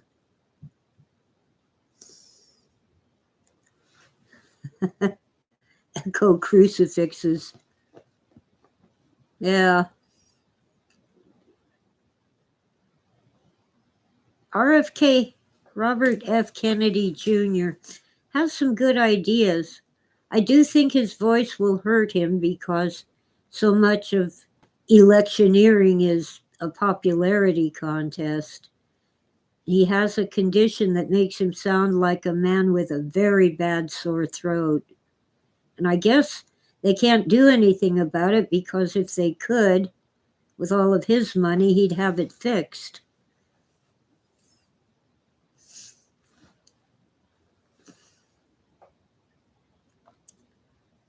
But man, the real ecologists are the small farmers, the family farms that are being eaten up by big corporations like Monsanto, also called Monsatan.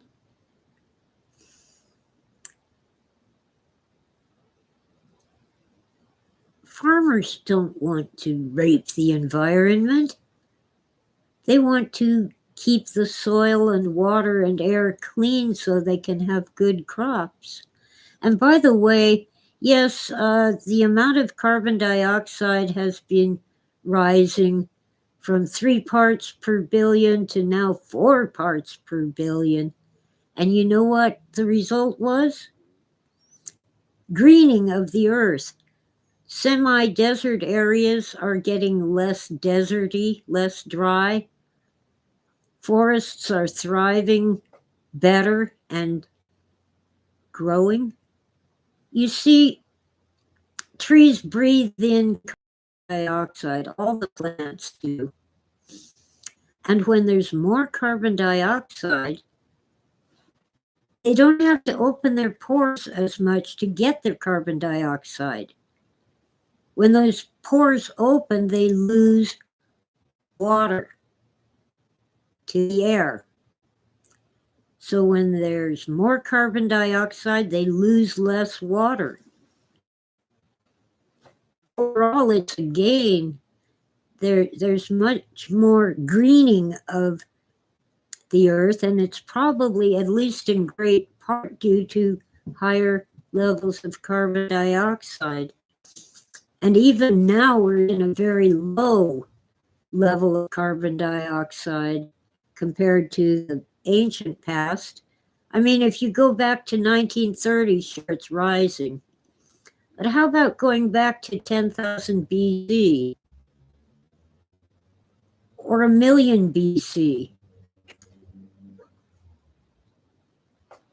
You know, all those huge forests of super ancient times that died and formed our coal deposits? There was a lot more carbon dioxide then, and the earth was a lot warmer. And then there was an ice age. We're still in an ice age. And it seems to be related to the path of our orbit around the sun and the amount of radiation that the sun puts out.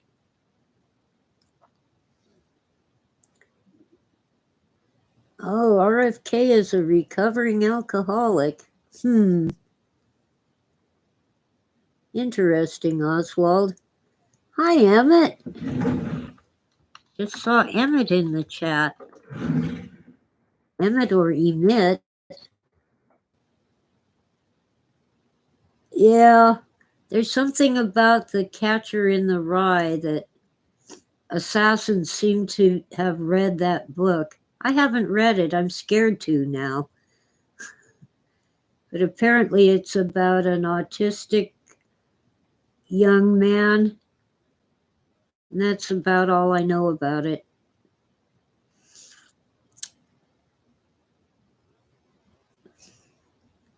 Oh, Emmett, I've been on for 2 hours and 44 minutes. I'm not going to be on much longer.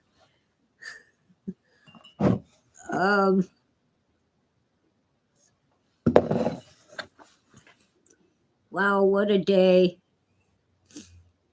What a world. It's getting overcast again. It was sunny earlier. Oh, well, it's almost 11 in the morning. I'm using up the last of my high-speed internet to talk to you guys. Next week, I might or might not have a good enough signal to go live. We'll see. But I'm trying to get back to my Tuesday morning live chats where we can talk about things that are on your mind.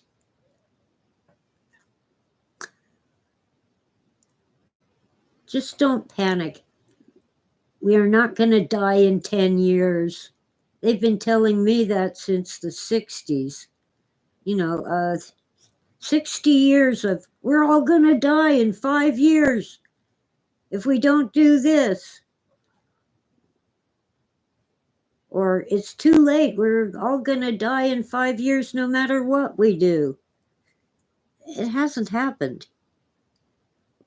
Evening shows, I might try late night shows because fewer people are using the internet, so I get a better signal. We'll see. But I've been falling asleep too early. If I'm still awake at 10 o'clock, I'm drowsy. We'll see. Oh, Tora decided to come say hello to her adoring fans. Yes, you did. You gotta turn around, see? There's a kitty. Yes, you love that kitty, don't you? Good, sweet girl. That's my little Tora. She got big and huge and heavy, didn't you? Aw, she's purring. Okay, all right. Let's get you some treats. Where do you want to go? I can put them down in midair. That's better. Well, make up your mind. There, here. Once she decides where she wants her treats. Okay. I thought Tora wasn't going to make an appearance today. Well, you missed 2 of them.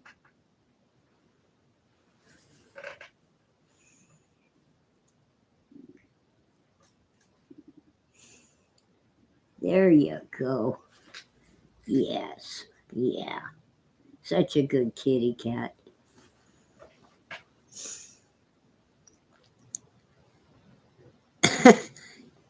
Emmett has a plant.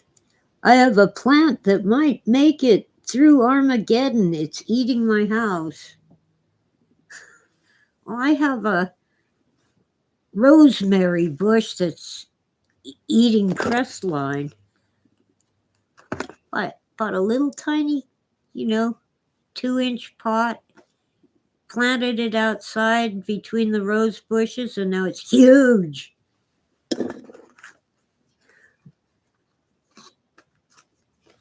I'm glad I didn't try to grow it in my kitchen window. What, Tora? Okay. More treats. There, here. I suppose it's time to open a can. Here you go, kiddo. Oh, she doesn't want those treats. They're the wrong flavor, I guess.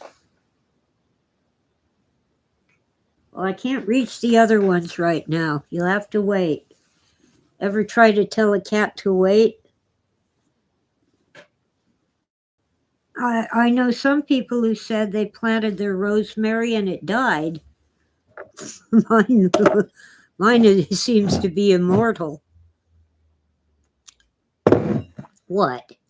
You didn't eat what I gave you. There, come here. Yes. You know when I played solitaire on the computer, and at the end the game makes this thing with cards moving around? She loves to watch that, don't you? Yeah, it's like little birdies on the computer screen. Hi, Michael from Nottingham. We're getting close to 3 hours and I'm getting tired. And Tora's getting anxious for a different flavor. All right, I'll see if I can find the other flavor. She did eat those. You missed one. You missed 2. Ah! Here. Oh, no, you don't want chocolate raisins. Here. Oops, what did I drop? Oh. Here. You want some party mix? You're tired of Temptations? Here you go. No, we're not playing that game, Tora. She doesn't want them where I put them. She wants them somewhere else.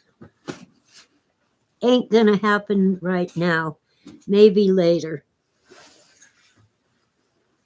She decided to eat the treats.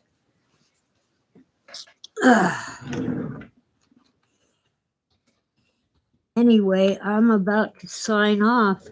2 hours and 50 minutes. This is a real long one. I do love my chat room. All you people are smart and you know a lot, and you're nice. You're good people. Well, that's what's happened to my mouse. The cable is stuck on something. That's better. It's about time to wrap things up. So is reality really real? Phil didn't think so. Oh, hi, Nish. Huh, cat hair in my mouth. It's your fault, Tora.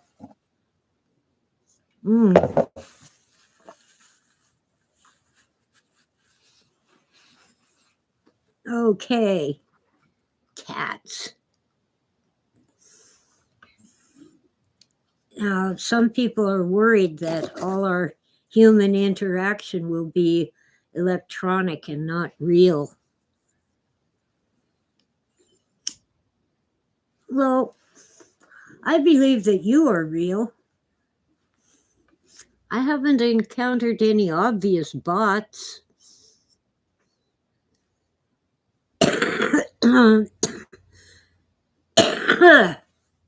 Sorry. Someday I might have a real studio with a cough button. I don't know. Much of what we think of as reality comes to us through the media, and they're bought and paid for, mostly by big pharma. We're in a fascist society, or at least under a fascist government. The big corporations buy the politicians and they buy the media and they control. Sorry, got hiccups. They control what we get to see. They control both the laws and the information. That's the definition of fascism. It's just like the Soviet Union. They had the nerve to call their news agency Pravda, which means truth. Nobody has the truth. We have facts.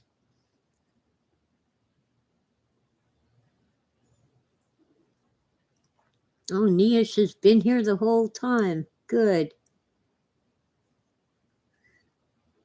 Oh, when Emmett went out last night, everyone was really friendly. It was kind of cool. Yeah, well, where I live, most people are nice and friendly. You know, if your neighbor is doing something that bothers you and you talk nicely and you don't just go blah, blah, blah, blah, at them, they're usually happy to accommodate you if they can, or at least to explain why they can't help it, but it's going to end in a few minutes, like a chainsaw cutting down a tree. They can't really avoid the noise and the dust and tree dirt.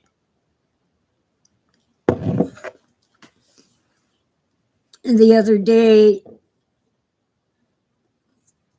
I had to ask someone to move a car because it was blocking my driveway, and a friend was there driving to drive me to the store, and she needed to get out of the driveway. Yeah, these were all strangers. Good, Emmett. Yeah, I kind of know everybody in town, but not their names or where they live or any of that.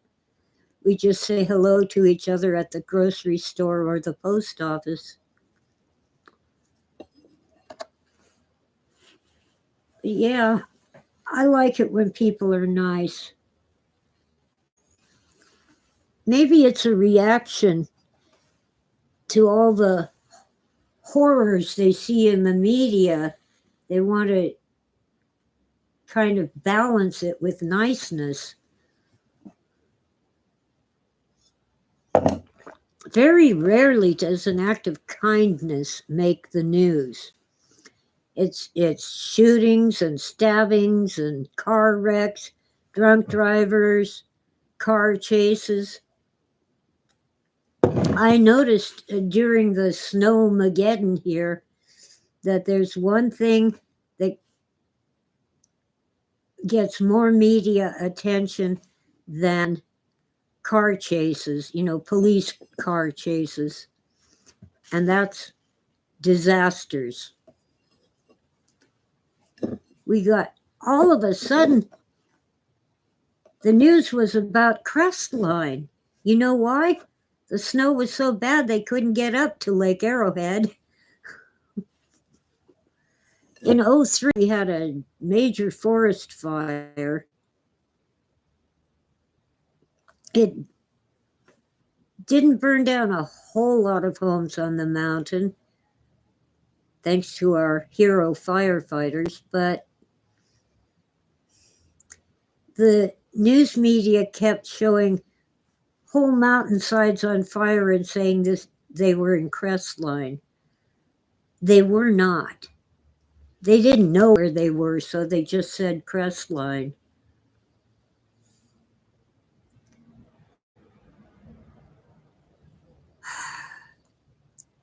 Ay, ay, ay. Now they know where Crestline is. And they were able to get to Running Springs before they were able to get to Lake Arrowhead because of all the hills and curves going to Lake Arrowhead. It was a lot harder to clear those roads. Running Springs is on the main highways. The two main highways, 18 and 330, come together on the edge of Running Springs. Anyway, wow. The media don't really show us how the world is. That's a good point, Emmett. I guess reality is real, but there are quite a few of them. Yeah, I kind of get worried when people say, well, this is my truth. You can have your truth, but I'll have mine. Okay. You go ahead and live in La La Land where you own reality. Eventually, reality will hit you on the head, and you'll have to pay attention. I mean, I can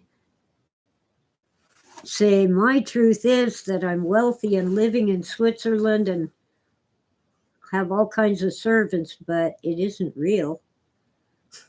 I'm barely hanging on to my little house.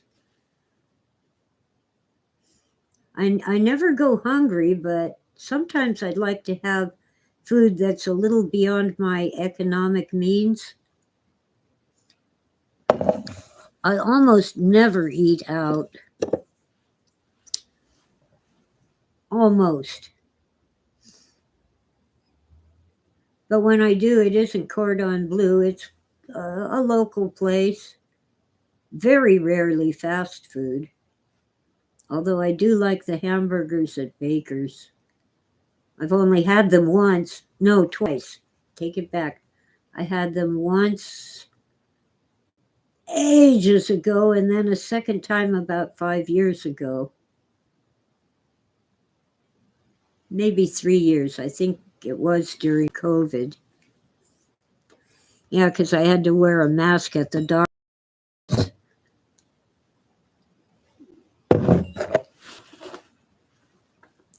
And mostly it's the local cafe where I get a sandwich or a salad with roast chicken. It's sort of like a high-end chef's salad. Instead of sliced lunch meat, it's strips of roast chicken. It's good too. And you can tell they actually roasted a chicken breast and sliced it up. You could put it back together from the pieces. They're called Crestline Cafe.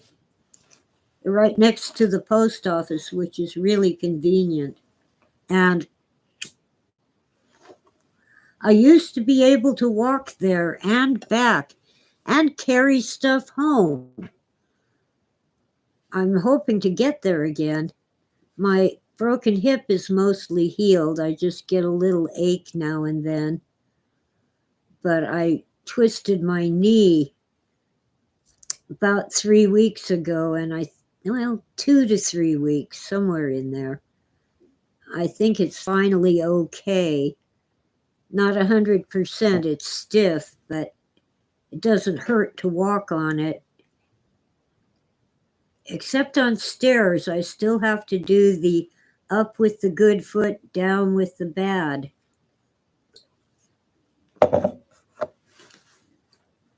Or I do get a pain if I do it wrong, especially going down.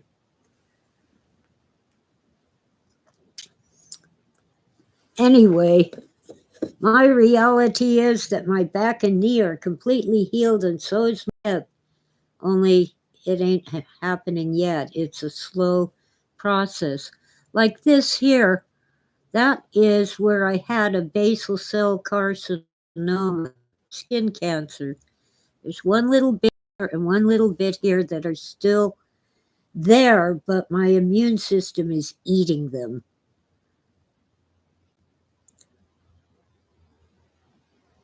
Impolite to stare. Is that a joke, Emmett? It's kind of funny. Anyway, I was scheduled for surgery, and they had done a biopsy at a place I will not name because I don't want to get sued. They're a cesspool. The tumor got infected from the biopsy. And my immune system said, "Oh boy, let's eat that." And since I had the infection, they could not do the surgery. And as time went on, I realized that I wouldn't need the surgery. My immune system is taking care of it. I've still got an ugly scar, but the cancer is going away slowly but surely. And for the surgery, they wanted to take off half my nose. I really wasn't happy about that thought. Just didn't seem right to me. So, okay, I'm an isolated case.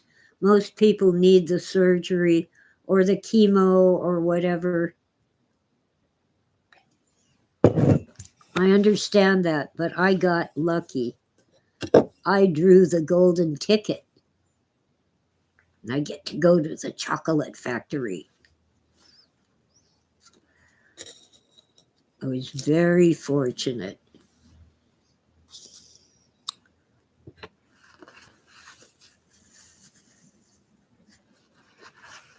Anyway, I'm almost at 3 hours and 5 minutes, and I really need to get a start at least on the yard mess.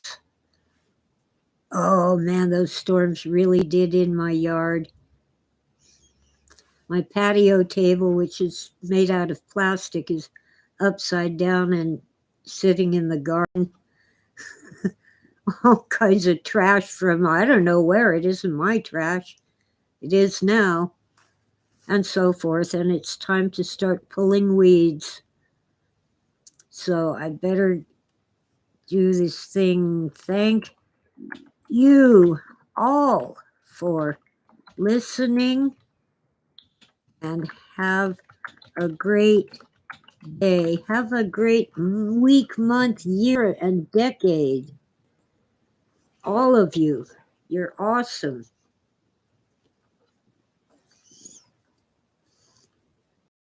Glad to have you guys to talk to.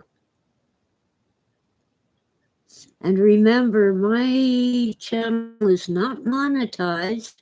YouTube might choose to run an ad for it. And I don't complain because they give me this free platform where I can talk to you. So all of you take care and be good and enjoy life. I'm glad you said hello, Emmett. There will be a replay when they've processed it. Catch you all later. Bye.